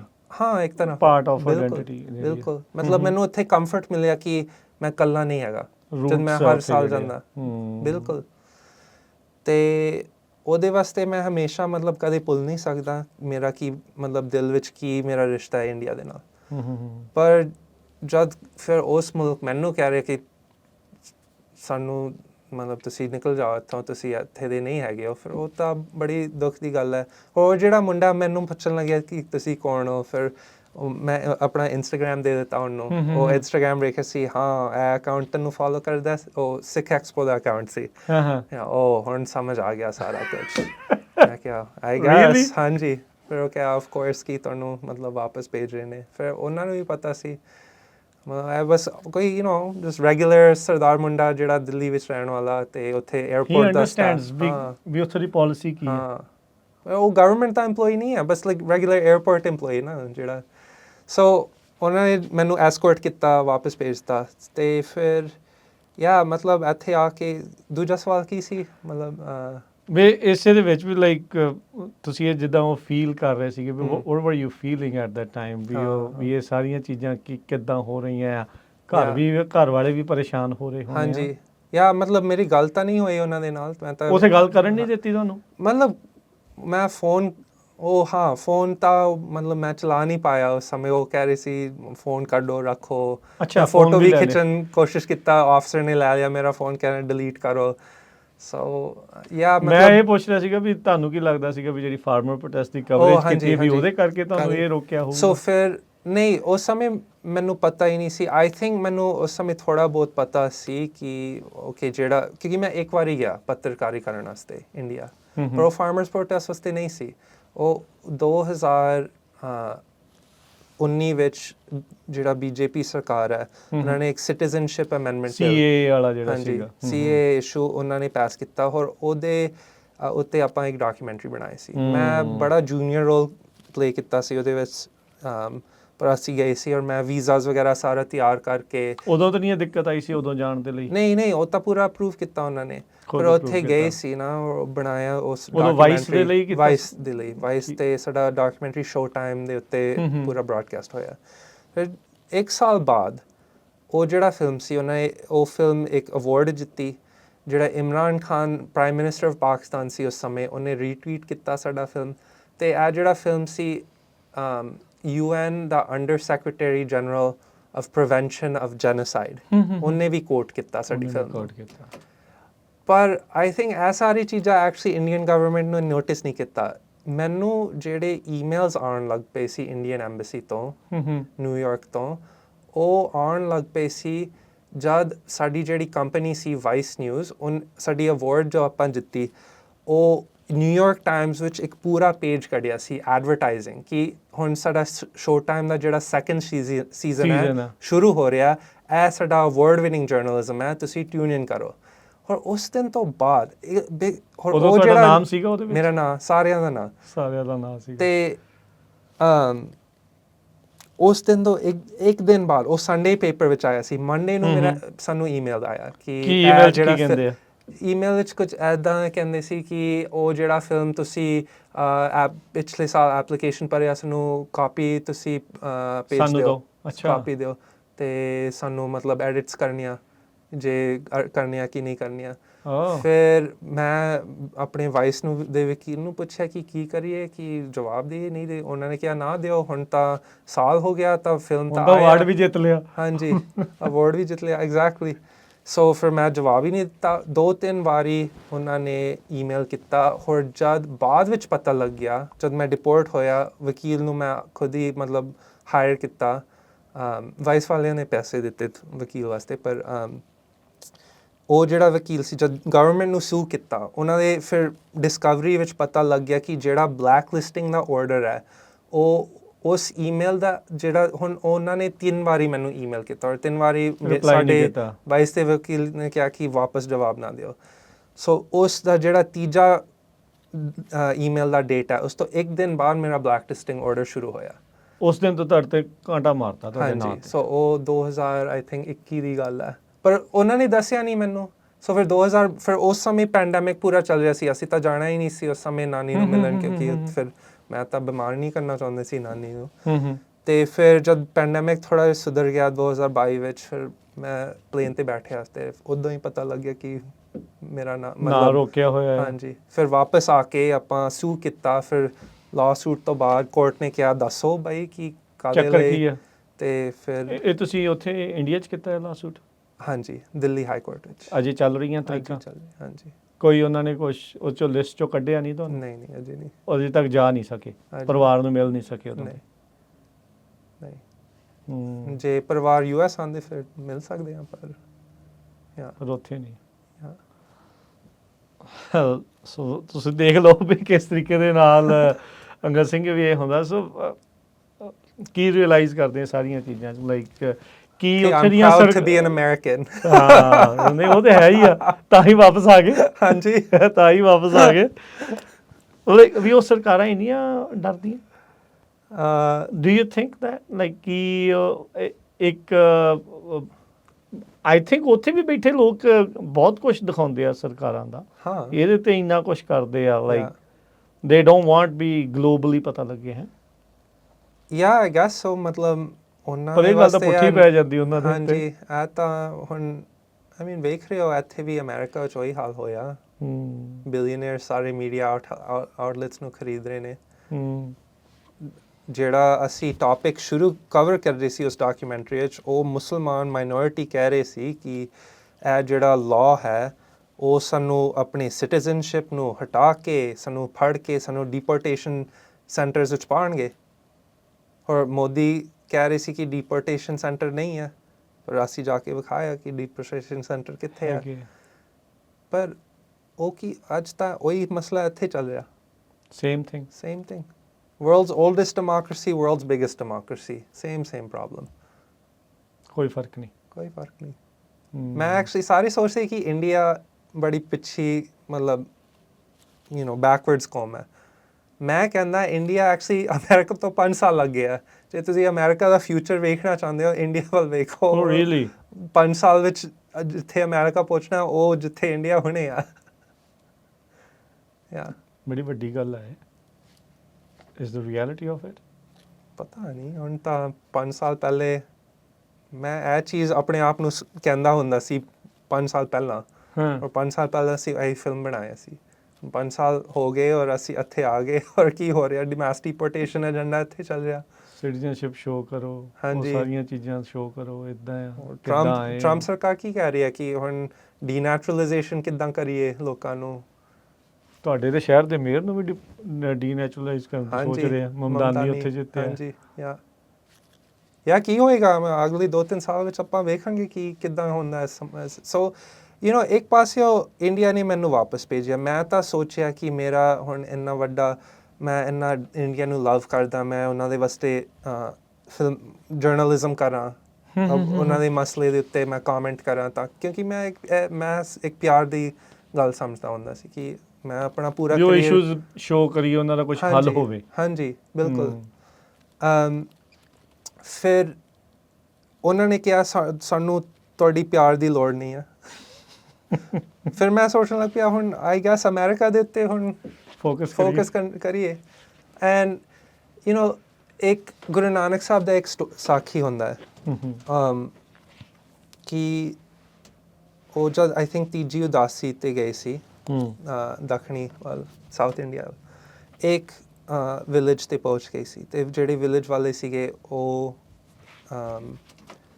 ਉਹਨਾਂ ਨੂੰ ਕਹਿੰਦੇ ਸੀ, ਉਹ ਗੁਰੂ ਨਾਨਕ ਸਾਹਿਬ ਔਰ ਭਾਈ ਮਰਦਾਨਾ ਵਿਲੇਜ ਵਿੱਚ ਪਹੁੰਚੇ, ਅਤੇ ਜਿਹੜੇ ਵਿਲੇਜ ਵਾਲੇ ਸੀਗੇ ਉਹ ਬੜੇ ਮਾੜੇ ਸੀਗੇ। ਉਹਨਾਂ ਨੇ ਪੈਸੇ ਚੋਰੀ ਕਰਨ ਵਾਲੇ ਸੀ। ਉਹ ਖਾਣਾ ਵੀ ਨਹੀਂ ਖਿਲਾਏ, ਉੱਥੇ ਬਾਹਰ ਸੜਕ 'ਤੇ ਸੁਲਾਇਆ। ਅਤੇ ਗੁਰੂ ਨਾਨਕ ਸਾਹਿਬ ਜਦੋਂ ਉਸ ਵਿਲੇਜ ਤੋਂ ਨਿਕਲ ਰਹੇ ਸੀ, ਉਹ ਉਹਨਾਂ ਨੂੰ ਵਿਲੇਜਰਸ ਵਾਲਿਆਂ ਨੂੰ ਬਲੈਸ ਕੀਤਾ ਕਿ ਵਸਦੇ ਰਹੋ। ਅਤੇ ਜਦ ਅਗਲੇ ਵਿਲੇਜ ਤੱਕ ਪਹੁੰਚ ਗਏ, ਅਗਲੇ ਗਾਉਂ 'ਤੇ ਪਹੁੰਚ ਗਏ ਸੀ, ਅਤੇ ਉਹ ਜਿਹੜੇ ਵਿਲੇਜਰ ਸੀਗੇ ਉਹ ਬੜੇ ਮਤਲਬ ਸੇਵਾ ਭਾਵ ਨਾਲ, ਬੜੇ ਪਿਆਰ ਨਾਲ ਉਹਨੂੰ ਖਾਣਾ ਖਿਲਾਇਆ, ਕੱਪੜੇ ਦਿਲਾਏ, ਬਿਸਤਰ ਵਧੀਆ ਜਿਹੇ ਦਿੱਤੇ, ਔਰ ਚੰਗੀ ਤਰ੍ਹਾਂ ਮਤਲਬ ਉਹਨਾਂ ਨੂੰ ਆਰਾਮ ਨਾਲ ਪਿਆਰ ਦੇ ਕੇ ਉਹਨਾਂ ਨੂੰ ਭਿਜਵਾਇਆ। ਔਰ ਜਦ ਗੁਰੂ ਨਾਨਕ ਸਾਹਿਬ ਨਿਕਲ ਰਹੇ ਸੀ, ਉਹਨਾਂ ਨੂੰ ਕਿਹਾ ਉਜੜ ਜਾਓ, ਅਤੇ ਉਹਨਾਂ ਨੂੰ ਕਰਸ ਕੀਤਾ। ਐਂਡ ਮੈਂ ਵੀ ਸੋਚਦਾ ਹੁਣ 1984 ਕੀ ਹੋਇਆ ਸਾਨੂੰ, ਸਾਡੀ ਕੌਮ ਨੂੰ ਕੀ ਹੋਇਆ। ਅਸੀਂ ਉਜੜ ਗਏ, ਅਸੀਂ ਇੱਥੇ ਆ ਗਏ। ਹੁਣ ਸਾਡੀ ਜਿਹੜੀ ਜੜ੍ਹਾਂ ਹੈਗੇ ਹੁਣ ਇੱਥੇ, ਮਤਲਬ ਸਿੱਖੀ ਦੀ ਜਿਹੜੀ ਬੂਟਾ ਹੈ, ਇੱਥੇ ਆਪਾਂ ਕੈਲੀਫੋਰਨੀਆ ਦੀ ਧਰਤੀ ਵਿੱਚ, ਬੇਸਿਕਲੀ ਪੰਜਾਬੀ ਆ। Same climate, same farming, same everything. ਅਤੇ ਉਹਦਾ ਮਤਲਬ ਕੀ ਹੈ ਹੁਣ ਸਾਡੀ ਜਿਹੜੀ ਪਿਆਰ ਹੈ ਦੁਨੀਆ ਵਾਸਤੇ, ਸਰਬੱਤ ਦਾ ਭਲਾ ਦਾ ਜਿਹੜਾ ਮੈਸੇਜ ਹੈ, ਜਿਹੜਾ ਪਾਵਰ ਹੁੰਦਾ ਉਸ ਚੀਜ਼ ਤੋਂ, ਅਸੀਂ ਇੱਥੇ ਉਗਾਈਏ। ਕਿਉਂਕਿ ਸਾਡੇ ਜਿਹੜੇ ਮਸਲੇ ਹੈਗੇ ਆ, ਉਹ ਸਿਰਫ ਸਾਡੇ ਮਸਲੇ ਨਹੀਂ ਹੈਗੇ, ਪੂਰੀ ਦੁਨੀਆ ਦੀ ਜਿਹੜੀ ਇੱਥੇ ਅਮਰੀਕਨਸ ਜਿਹੜੇ ਨੇ, ਇਮੀਗ੍ਰੈਂਟਸ ਜਿਹੜੇ ਨੇ, ਸਾਡੀ ਜਿਹੜੀ ਸਟੋਰੀ ਆ ਉਹਨਾਂ ਦੀ ਸਟੋਰੀ ਵਿੱਚ ਆ। ਜਿੱਦਾਂ ਮੈਂ ਸਟੋਰੀਜ਼ ਬਣਾਉਂਦਾ ਹੁੰਦਾ ਸੀ ਜਦ ਮੈਂ ਛੋਟਾ ਸੀ, ਔਰ ਜਦ ਮੈਂ ਆਪਣੀ ਸਟੋਰੀਜ਼ ਨੂੰ ਦੱਸਦਾ ਜਿਹੜੇ ਯਹੂਦੀ ਬੱਚੇ, ਜਿਹੜੇ ਮੁਸਲਮਾਨ ਬੱਚੇ, ਜਿਹੜੇ ਹਿੰਦੂ ਬੱਚੇ, ਉਹ ਆਪਣੇ ਆਪ ਨੂੰ ਇੰਪਾਵਰ ਹੁੰਦੇ ਸੀ ਮੇਰੀ ਸਟੋਰੀ ਸੁਣ ਕੇ। ਉਹੀ ਚੀਜ਼ ਹੁਣ ਸਾਡੀ ਰਿਸਪੌਂਸਿਬਿਲਿਟੀ, ਸਾਡੀ ਫਰਜ਼ ਬਣ ਗਈ ਇੱਥੇ ਆ ਕੇ। ਐਂਡ ਆਈ ਥਿੰਕ ਉਹ ਮੈਨੂੰ ਮਤਲਬ ਇਹ ਪੂਰਾ ਚੱਕਰ ਤੋਂ ਇਹੀ ਗੱਲ ਮੈਂ ਸਮਝਿਆ ਕਿ ਹਾਂ ਭਾਈ, ਜੇ ਇੰਡੀਆ ਨੂੰ ਸਾਡੀ ਲੋੜ ਨਹੀਂ ਹੈ ਤਾਂ ਠੀਕ ਹੈ, ਪਰ ਅਮਰੀਕਾ ਵਿੱਚ ਸਾਡੀ ਲੋੜ ਹੈ। ਸਾਡੀ ਜਿਹੜੀ ਸੋਚ ਹੈ, ਸਾਡੀ ਜਿਹੜੀ ਪਰਸਪੈਕਟਿਵ ਹੈ, ਸਾਡੀ ਜਿਹੜੀ ਸਪਿਰਿਚੁਅਲ ਡਾਇਰੈਕਸ਼ਨ ਹੈ, ਅਸੀਂ ਆਉਣ ਵਾਲੇ ਸਮੇਂ ਦੇ ਪੋਲਿਟਿਕਸ ਨੂੰ ਆਪਾਂ ਕਿਵੇਂ ਇਨਫਲੂਐਂਸ ਕਰ ਸਕਦੇ, ਆਪਾਂ ਪਾਵਰ ਕਿਵੇਂ ਬਣਾ ਸਕਦੇ ਹਾਂ। ਕਿੱਦਾਂ ਕਰ ਸਕਦੇ? ਹੁਣ ਤੁਸੀਂ ਮੇਰੇ ਸ਼ਹਿਰ ਵਿੱਚ ਇੱਕ ਮੁੰਡਾ ਜਿਹਦੀ ਮਾਂ ਉਹ ਅੰਮ੍ਰਿਤਸਰ ਤੋਂ ਆਉਂਦੀ ਹੈ, ਜਿਹਦਾ ਪਿਓ ਇੱਕ ਵੱਡਾ ਜਿਹਾ ਪ੍ਰੋਫੈਸਰ ਹੈ, ਜ਼ੋਰਾਨ ਮਮਦਾਨੀ ਉਹਦਾ ਨਾਂ ਹੈ, ਉਹ ਮੇਅਰ ਬਣ ਗਿਆ। ਹੋਰ ਕਿੰਨਾ ਉਮੀਦ ਦਿੱਤਾ ਉਹਨੇ। ਪਤਾ ਜਿਹੜੇ ਸਾਡੇ ਨਿਊਯਾਰਕ ਦੇ ਟੈਕਸੀ ਡਰਾਈਵਰਸ ਨੇ, ਭਾਵੇਂ ਸਿੱਖ ਹੋਵੇ, ਭਾਵੇਂ ਬੰਗਾਲੀ ਹੋਵੇ, ਭਾਵੇਂ ਜਿਹੜੇ ਵੀ ਕੌਮ ਤੋਂ ਆਉਂਦੇ ਨੇ, ਉਹਨਾਂ ਦੇ ਵਾਸਤੇ ਉਹਨੇ 15 ਦਿਨ 'ਤੇ ਹੰਗਰ ਸਟ੍ਰਾਈਕ 'ਤੇ ਬੈਠਿਆ, ਭੁੱਖ ਹੜਤਾਲ 'ਤੇ।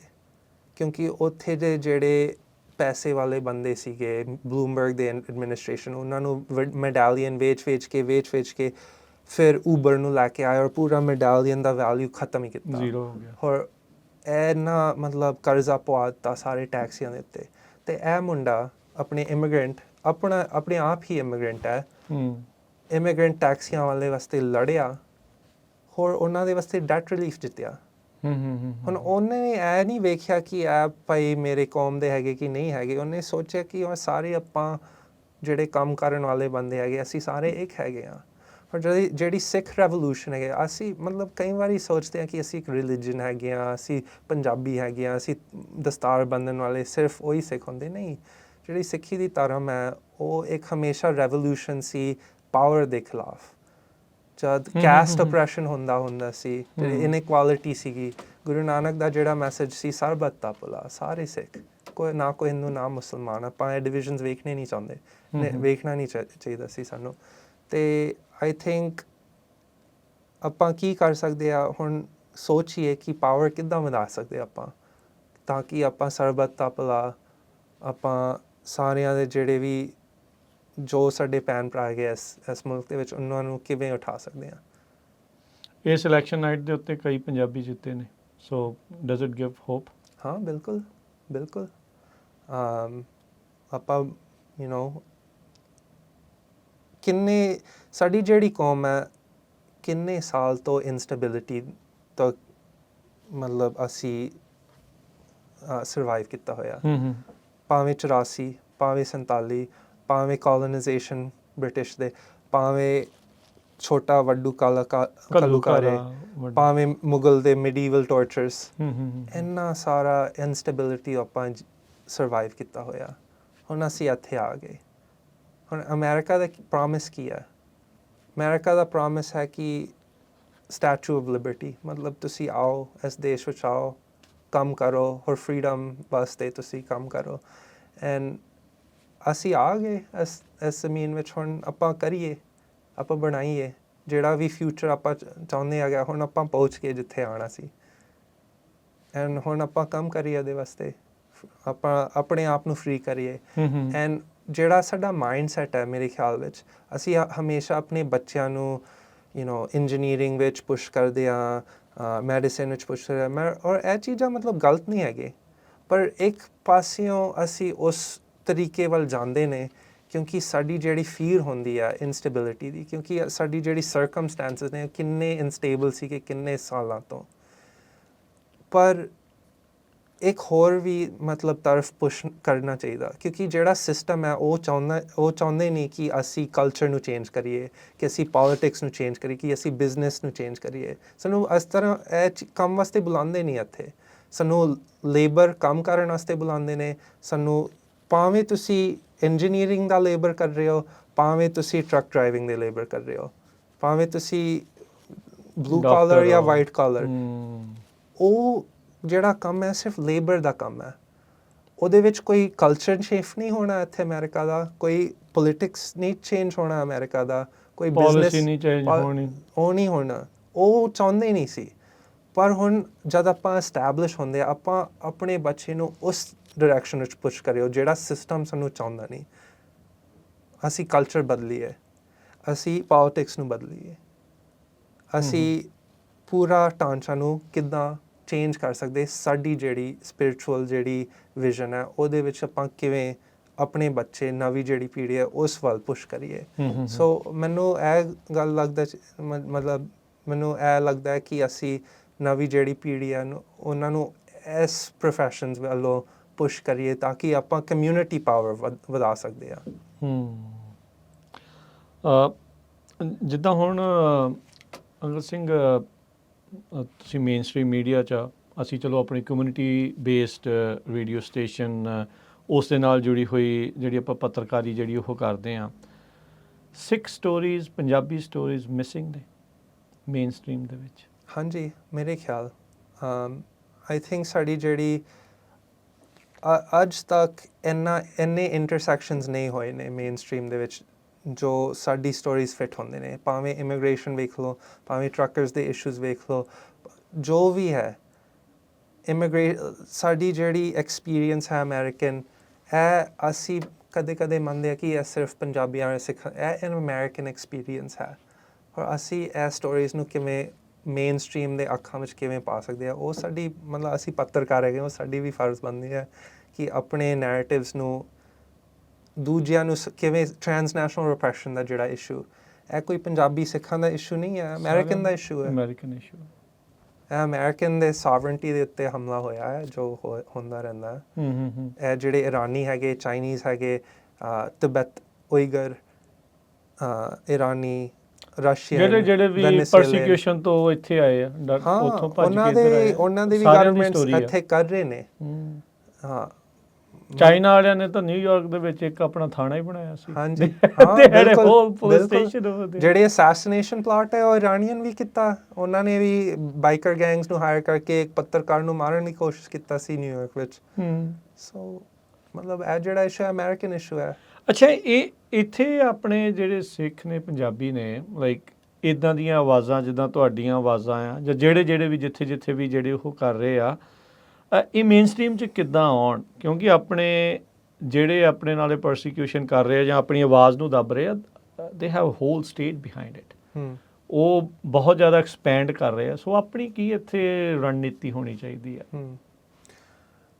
ਦੇਖੋ ਜਦ ਕੋਲੋਨਾਈਜੇਸ਼ਨ ਹੋਇਆ ਪੂਰੀ ਦੁਨੀਆ ਵਿੱਚ, ਜਿਹੜਾ ਕੋਲੋਨਾਈਜ਼ਰ ਸੀਗਾ ਉਹਨਾਂ ਨੇ ਜਿਹੜੇ ਤਕਨੀਕ ਆਪਣੇ ਭਾਰਤ ਵਿੱਚ ਵਰਤੇ, ਉਹੀ ਤਕਨੀਕ ਅਫਰੀਕਾ ਵਿੱਚ, ਉਹੀ ਤਕਨੀਕ ਅਮਰੀਕਾ ਵਿੱਚ, ਉਹੀ ਤਕਨੀਕ ਸਾਊਥ ਅਮਰੀਕਾ ਵਿੱਚ ਵਰਤੇ ਸੀ ਹਰ ਪਾਸੇ। ਹੋਰ ਜਿੱਥੇ ਵੀ ਕੁਛ ਜਿੱਥੇ ਵੀ ਉਹਨਾਂ ਦਾ ਕੋਲੋਨਾਈਜੇਸ਼ਨ ਦਾ ਤਰੀਕ ਕਾਮਯਾਬ ਹੋਇਆ ਸੀ, ਉੱਥੇ ਫਿਰ ਉਹਨਾਂ ਦਾ ਉੱਥੋਂ ਸਿੱਖ ਕੇ ਦੂਜੇ ਪਾਸਿਓਂ ਉਹਨਾਂ ਨੇ ਉਹੀ ਸਟ੍ਰੈਟਜੀ ਵਰਤੇ ਸੀ।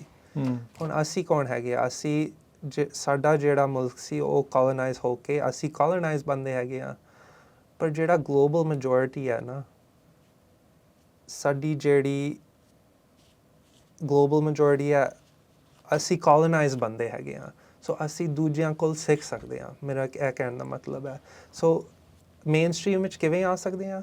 ਜਦ ਅਸੀਂ ਇੱਕ ਦੂਜਿਆਂ ਦਾ ਆਪਣਾ ਸਾਥ ਲਵਾਂਗੇ, ਸਰਬੱਤ ਦਾ ਭਲਾ ਮੰਨਾਂਗੇ। ਮਤਲਬ ਜਦ ਕਾਲਿਆਂ ਦਾ ਕੌਮ ਦੇ ਉੱਤੇ ਕੋਈ ਮਸਲਾ ਹੁੰਦਾ, ਜਦ ਮੈਕਸੀਕਨ ਦੇ ਕੌਮ ਦੇ ਕੋਈ ਮਸਲੇ ਹੁੰਦੇ ਆ, ਜੇ ਆਪਾਂ ਉਹਨਾਂ ਨੂੰ ਸਾਥ ਦੇ ਸਕਦੇ ਆ, ਉਹ ਵੀ ਸਾਨੂੰ ਸਾਥ ਦੇਣਗੇ।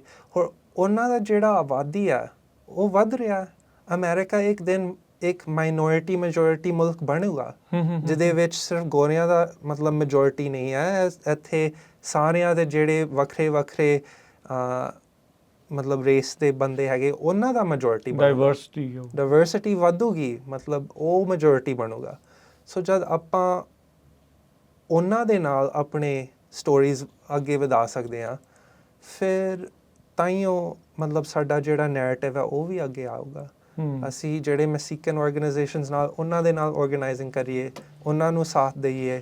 ਜਦ ਫੂਡ ਸਟੈਂਪਸ ਕੱਟੇ ਜਾ ਰਹੇ ਨੇ ਇਸ ਐਡਮਿਨਿਸਟ੍ਰੇਸ਼ਨ ਵਿੱਚ, ਜਦ ਹੈਲਥ ਕੇਅਰ ਕੱਟੀ ਜਾ ਰਹੀ ਹੈ, ਜਦ ਆਪਾਂ ਲੰਗਰ ਉਹਨਾਂ ਨੂੰ ਪਹੁੰਚਾਈਏ, ਫਿਰ ਲੋਕਾਂ ਨੂੰ ਪਤਾ ਹੋਵੇਗਾ ਕਿ ਅਸੀਂ ਕੌਣ ਹੈਗੇ ਆ। ਫਿਰ ਸਰਬੱਤਾ ਭਲਾ ਆਪਾਂ ਕਰੀਏ ਆਪੇ ਹੋ ਜਾਣਾ ਹੈ ਸਾਰਾ ਸਭ। ਤੇ ਅੰਗਦ ਇਹ ਵੀ ਜਿਹੜਾ ਜ਼ਰੂਰ ਦੱਸੋ ਵੀ ਜੇ ਕੋਈ ਤੁਹਾਡੇ ਰਾਹ ਦੇ ਉੱਤੇ ਇੱਦਾਂ ਚੱਲਣਾ ਚਾਹੁੰਦਾ ਜਾਂ ਕੋਈ ਜਰਨਲਿਜ਼ਮ ਦੇ ਵਿੱਚ ਆਉਣਾ ਚਾਹੁੰਦਾ, ਆਈ ਪ੍ਰੈਟੀ ਸ਼ੋਰ ਜਿਹੜੀ ਹੁਣ ਤੁਸੀਂ ਟੂਰ ਕਰ ਰਹੇ ਹੋ ਤੁਹਾਨੂੰ ਬਹੁਤ ਸਾਰੇ ਨੌਜਵਾਨ ਇੱਦਾਂ ਦੇ ਜਿਹੜੇ ਉਹ ਮਿਲੇ ਹੋਣਗੇ, ਕੀ ਉਹਨਾਂ ਨੂੰ ਕਹਿਣਾ ਚਾਹੁੰਦੇ ਆ, what's the way? I know it's hard for you to, ਕਿਉਂਕਿ ਤੁਹਾਡੀ ਜਿਸ ਦੇ ਨਾਲ ਤੁਸੀਂ ਕਰਦੇ ਸੀ ਉਹ ਬੈਂਕਰਪਟ ਹੋ ਗਈ ਆ, ਵਾਈਸ ਵਾਲੇ, it's hard to survive in this economy ਔਰ ਓਵਰਆਲ ਵੀ ਇਹ ਪੇਸ਼ਾ ਇੱਕ ਅਜਿਹਾ ਆ ਬੜਾ ਔਖਾ ਪੇਸ਼ਾ ਆ। ਸੋ ਕੀ ਸੰਦੇਸ਼ ਆ?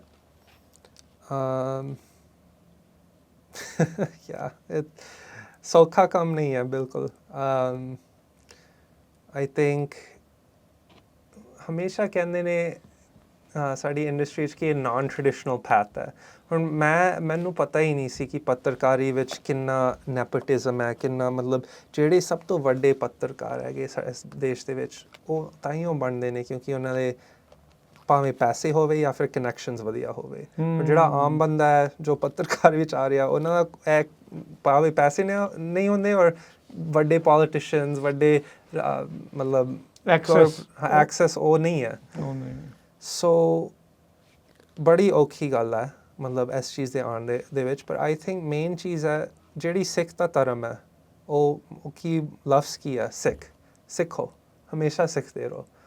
ਮੈਂ ਇਹੀ ਪ੍ਰੋਫੈਸ਼ਨ ਵਿੱਚ ਗਿਆ ਕਿਉਂਕਿ ਮੈਂ ਸੋਚਿਆ ਕਿ ਹਮੇਸ਼ਾ ਮੌਕਾ ਮਿਲੂਗਾ ਮੈਨੂੰ ਕੁਛ ਨਵੀਂ ਚੀਜ਼ ਨੂੰ ਸਿੱਖਣ ਵਾਸਤੇ। ਐਂਡ ਆਈ ਥਿੰਕ ਜੇ ਤੁਸੀਂ ਹਮੇਸ਼ਾ ਕਿਊਰੀਅਸ ਰਹੋਗੇ ਔਰ ਤੁਸੀਂ ਆਪਣੀ ਜਿਹੜੀ ਅੰਦਰ ਜਿਹੜੀ ਆਵਾਜ਼ ਹੈ ਔਰ ਆਪਣੀ ਪਰਸਪੈਕਟਿਵ ਹੈ, ਸਾਰੇ ਕਹਿਣਗੇ ਕਿ ਇਹ ਮਤਲਬ ਇੰਨਾ ਸਪੈਸ਼ਲ ਨਹੀਂ ਹੈ, ਜਿਹੜੇ ਪੈਸੇ ਵਾਲੇ ਹੈਗੇ ਉਹ ਨਹੀਂ ਮਤਲਬ ਹਮੇਸ਼ਾ ਮੌਕਾ ਨਹੀਂ ਦੇਣਗੇ ਤੁਹਾਡੀ ਪਰਸਪੈਕਟਿਵ ਵਾਸਤੇ, ਪਰ ਉਹ ਜਿਹੜੀ ਪਰਸਪੈਕਟਿਵ ਹੈ ਕਾਫੀ ਯੂਨੀਕ ਹੈ ਔਰ ਅਮਰੀਕਾ ਦੇ ਵਾਸਤੇ ਲੋੜ ਹੈ।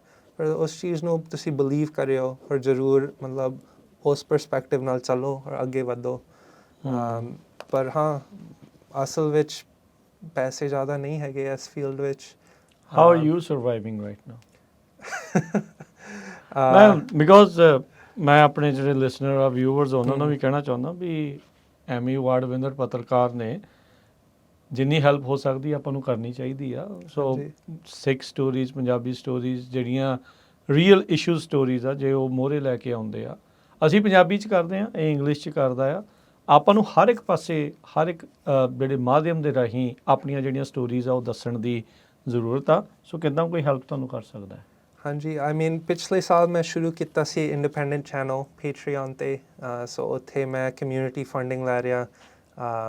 ਹੌਲੀ ਹੌਲੀ ਮੇਰਾ ਉਮੀਦ ਹੈ ਕਿ ਮੈਂ ਸਾਡੇ ਵਾਸਤੇ ਮੀਡੀਆ ਬਣਾਵਾਂ ਅਤੇ ਸਾਡੀ ਜਿਹੜੀ ਸਟੋਰੀਜ਼ ਹੈ ਅੱਗੇ ਕਰ ਸਕਦੇ ਹਾਂ ਆਪਾਂ ਮੇਨ ਸਟਰੀਮ ਦੇ ਵਿੱਚ, ਜਾਂ ਮੇਨ ਸਟਰੀਮ ਵਿੱਚ ਵੀ ਨਹੀਂ ਪਰ ਅੰਗਰੇਜ਼ੀ ਵਿੱਚ ਨਵੀਂ ਜਨਰੇਸ਼ਨ ਵਿੱਚ ਜਿਹੜੇ ਯੰਗਸਟਰਸ ਹੈਗੇ ਆ। ਅੱਜ social media is mainstream. ਹਾਂਜੀ, social media is mainstream ਬਿਲਕੁਲ।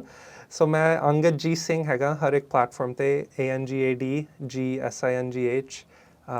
ਜੇ ਤੁਸੀਂ ਮੈਨੂੰ ਇੰਸਟਾਗ੍ਰਾਮ 'ਤੇ ਲੱਭੋ, ਯੂਟਿਊਬ 'ਤੇ ਲੱਭੋ, ਜਿੱਥੇ ਵੀ ਮੈਨੂੰ ਫੋਲੋ ਕਰਿਓ ਜ਼ਰੂਰ। ਅਤੇ ਪੇਟਰੀਅਨ ਵੀ ਹੈਗਾ ਇਹਨਾਂ ਦਾ। ਹਾਂਜੀ, ਉੱਥੇ ਮੇਰੇ ਲਿੰਕ ਇਨ ਬਾਇਓ ਵਿੱਚ ਤੁਸੀਂ ਪੇਟਰੀਅਨ ਤੇ ਪਹੁੰਚ ਸਕਦੇ ਹੋ ਅਤੇ ਉਹ ਵੀ patreon.com/ਅੰਗਦਜੀਤ ਸਿੰਘ ਹੈ। ਅਤੇ ਉੱਥੇ ਹਾਂਜੀ subscribe for free, subscribe for $1 ਜਿੰਨਾ ਵੀ ਦੇ ਸਕਦੇ ਹੋ।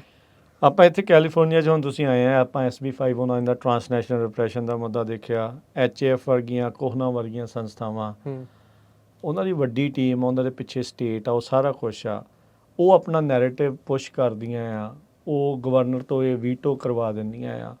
ਸਿੱਖਾਂ ਨੂੰ ਕੀ ਸਿੱਖਣਾ ਚਾਹੀਦਾ ਇਹ ਸਾਰੀ ਚੀਜ਼ ਦੇ ਵਿੱਚ? Like we need to learn something, like we ਇਕੱਲਾ ਹਾਰ ਕੇ ਬੈਠਣ ਵਾਲੀ ਗੱਲ ਤਾਂ ਨਹੀਂ। ਆਈ ਮੀਨ ਇੱਕ ਪਾਸੇ ਉਹਨਾਂ ਦਾ ਜਿਹੜਾ ਨੈਰੇਟਿਵ ਹੈ ਉਹ ਕਾਫੀ ਵੱਡਾ ਹੈ। ਜਿਹੜੇ ਆਰਗੇਨਾਈਜੇਸ਼ਨਸ ਜਕਾਰਾ ਵਰਗੇ, ਸਿੱਖ ਕੋਲੀਸ਼ਨ ਵਰਗੇ, ਉਹ ਬਹੁਤ ਵਧੀਆ ਕੰਮ ਕਰ ਰਹੇ ਨੇ ਆਰਗੇਨਾਈਜੇਸ਼ਨ ਸਪੇਸ ਦੇ ਵਿੱਚ। ਪਰ ਮੇਨ ਗੱਲ ਹੈ ਜਿਹੜੀ ਇੱਕ ਪਾਸੇ ਉਹ ਹਿੰਦੂ ਕੌਮ ਹੈ, ਅਸੀਂ ਉਹਨਾਂ ਨੂੰ ਵੀ ਨਾ ਸਮਝੀਏ ਆਪਣੇ ਮਤਲਬ ਖਿਲਾਫ। ਹਾਂ, ਕਈ ਆਰਗੇਨਾਈਜੇਸ਼ਨਸ ਮਤਲਬ ਓਬਵੀਅਸਲੀ ਆਪਾਂ ਸਾਰੇ ਧਰਮ ਨੂੰ ਤਾਂ ਨਹੀਂ ਕਹਿੰਦੇ ਵੀ ਉਹ ਜਿਹੜੇ ਕੁਛ ਕੁ ਚੱਲ ਰਹੀਆਂ ਸਰਕਾਰ ਦੇ, ਪਰ ਉਹਨਾਂ ਦੇ ਵੀ ਡਾਇਸਪੋਰਾ ਵਿੱਚ ਕਈ ਲੋਕ ਹੀ ਹੈਗੇ ਜੋ ਮਤਲਬ ਸਿੱਖ ਇਸ਼ੂਜ਼ ਨੂੰ ਬੜੇ ਸਪੋਰਟ ਕਰਦੇ ਨੇ। ਦੂਜੇ ਵੀ ਹਿੰਦੂ ਆਰਗੇਨਾਈਜੇਸ਼ਨਸ ਹੈਗੇ, ਹਿੰਦੂਜ਼ ਫॉर ਹਿਊਮਨ ਰਾਈਟਸ ਵਗੈਰਾ, ਜੋ ਕੈਸਟ ਦੇ ਖਿਲਾਫ ਲੜਦੇ ਪਏ ਆ, ਉਹਨਾਂ ਨੂੰ ਆਪਾਂ ਸਾਥ ਦਈਏ।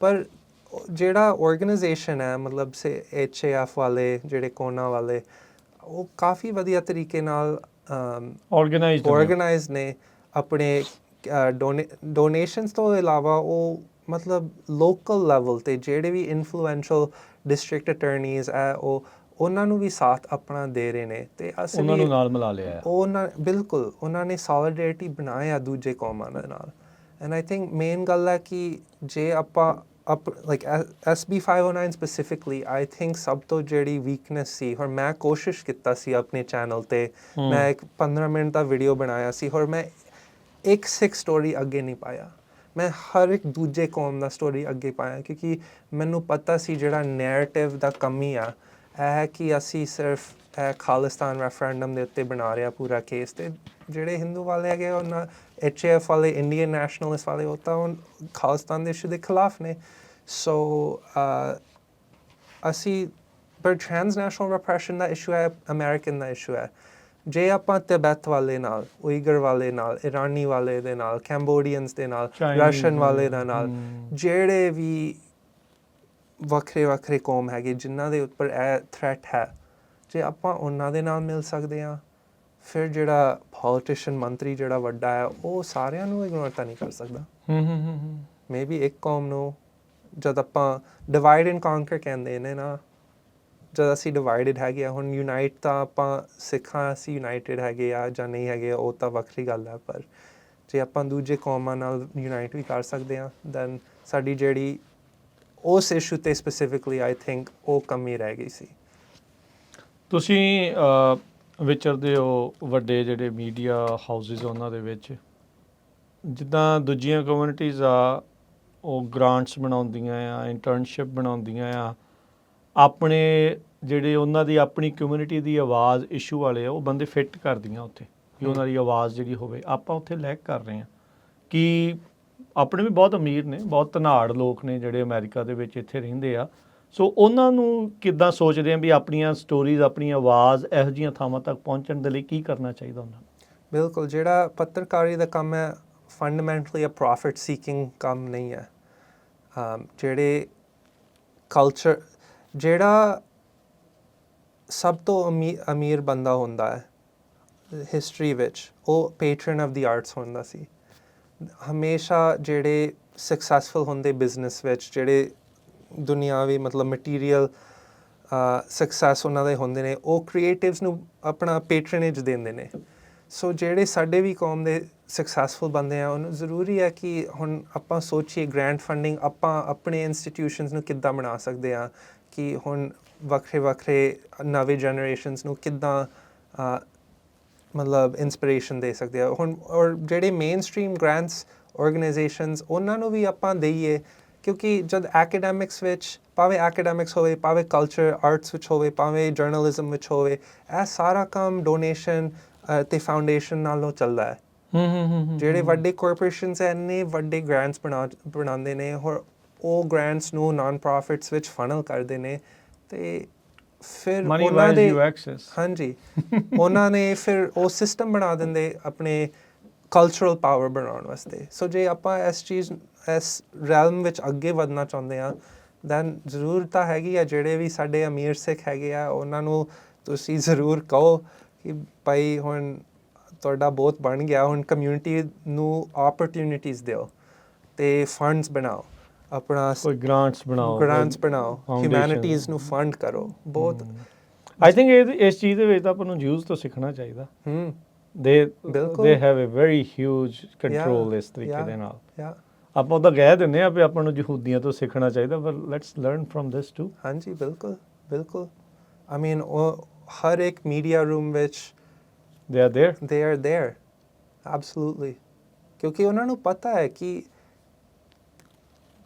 ਹੁਣ ਮੈਂ ਕਹਿ ਰਿਹਾ ਨਾ ਲਾਈਕ ਸਟੋਰੀ ਟੈਲਿੰਗ ਜਿਹੜਾ ਪਾਵਰ ਹੈ ਦੁਨੀਆ ਦਾ ਸਟੋਰੀ ਟੈਲਿੰਗ ਤੋਂ ਹੀ ਆਉਂਦਾ ਹਾਂ ਇੱਕ ਪਾਸੇ ਤੁਹਾਡੀ ਸ਼ਸਤਰ ਤੋਂ ਆਉਂਦੀ ਆ ਪਰ ਦੂਜੀ ਜਿਹੜੀ ਆ ਪੈਨ ਇਜ਼ ਮਾਈਟੀਅਰ ਦੈਨ ਦ ਸਵਰਡ ਹੁਣ ਆਪਾਂ ਹਿਸਟਰੀ ਪੜ੍ਹਦੇ ਹਾਂ ਪੈਨ ਹੀ ਆ ਕਿਤੋਂ ਵੀ ਕੋਈ ਵੀ ਚੀਜ਼ ਸਿੱਖਦੇ ਆ ਸੁਣਦੇ ਆ ਪੁਰਾਣੀ ਚੀਜ਼ ਕੋਈ ਵੀ ਆ ਹੋਰ ਲਿਖੂਗਾ ਕੌਣ ਆਪਣੇ ਜਦੋਂ ਨਹੀਂ ਲਿਖਣਗੇ ਦੂਜੇ ਕੋਈ ਲਿਖੂਗਾ ਅਗਲੇ ਨੇ ਤਾਂ ਮਰਜ਼ੀ ਨਹੀਂ ਲਿਖਣਾ ਫਿਰ ਸੋ ਤੇ ਪੰਜਾਬੀ ਰੇਡੀਓ USA ਤੇ ਪੰਜਾਬੀ ਟੀਵੀ USA ਨਾਲ ਅੰਗਦ ਸਿੰਘ ਹੁਣਾਂ ਦੀ ਕੋਲੈਬੋਰੇਸ਼ਨ ਜਲਦ ਹੀ ਜਿਹੜੀ ਉਹ ਆਊਗੀ। ਆਪਾਂ ਆਈ ਹੋਪ ਵੀ ਆਪਾਂ ਇਕੱਠੇ ਇੱਦਾਂ ਗੱਲਬਾਤ ਕਰਦੇ ਰਵਾਂਗੇ ਆਉਣ ਵਾਲੇ ਸਮੇਂ 'ਚ। ਬਹੁਤ ਸਾਰੇ ਸਿੱਖ ਅਮਰੀਕਨ ਇਸ਼ੂਜ਼ ਉਹ ਜਿਹੜੀਆਂ ਸਟੋਰੀਜ਼ ਆ ਉਹ ਆਪਾਂ ਲੈ ਕੇ ਆਉਂਦੇ ਰਵਾਂਗੇ। ਸੋ ਬੜਾ ਚੰਗਾ ਲੱਗਾ ਤੁਹਾਡੇ ਨਾਲ ਗੱਲਬਾਤ ਕਰਕੇ ਅੰਗਦ ਸਿੰਘ, ਹਾਂਜੀ ਤੇ ਬਹੁਤ ਸ਼ੁਕਰੀਆ ਤੁਸੀਂ ਸਮਾਂ ਕੱਢਿਆ ਆਪਣੇ ਇਸ ਬਿਜ਼ੀ ਸਕੈਜੂਲ ਦੇ ਵਿੱਚੋਂ, ਟੂਰ ਦੇ ਵਿੱਚੋਂ, ਤੇ ਸ਼ੁਕਰੀਆ, ਬੜੀ ਮਿਹਰਬਾਨੀ ਤੁਹਾਡੀ ਧੰਨਵਾਦ ਜੀ। ਹਾਂਜੀ, ਸਤਿ ਸ਼੍ਰੀ ਅਕਾਲ। ਸਤਿ ਸ਼੍ਰੀ ਅਕਾਲ।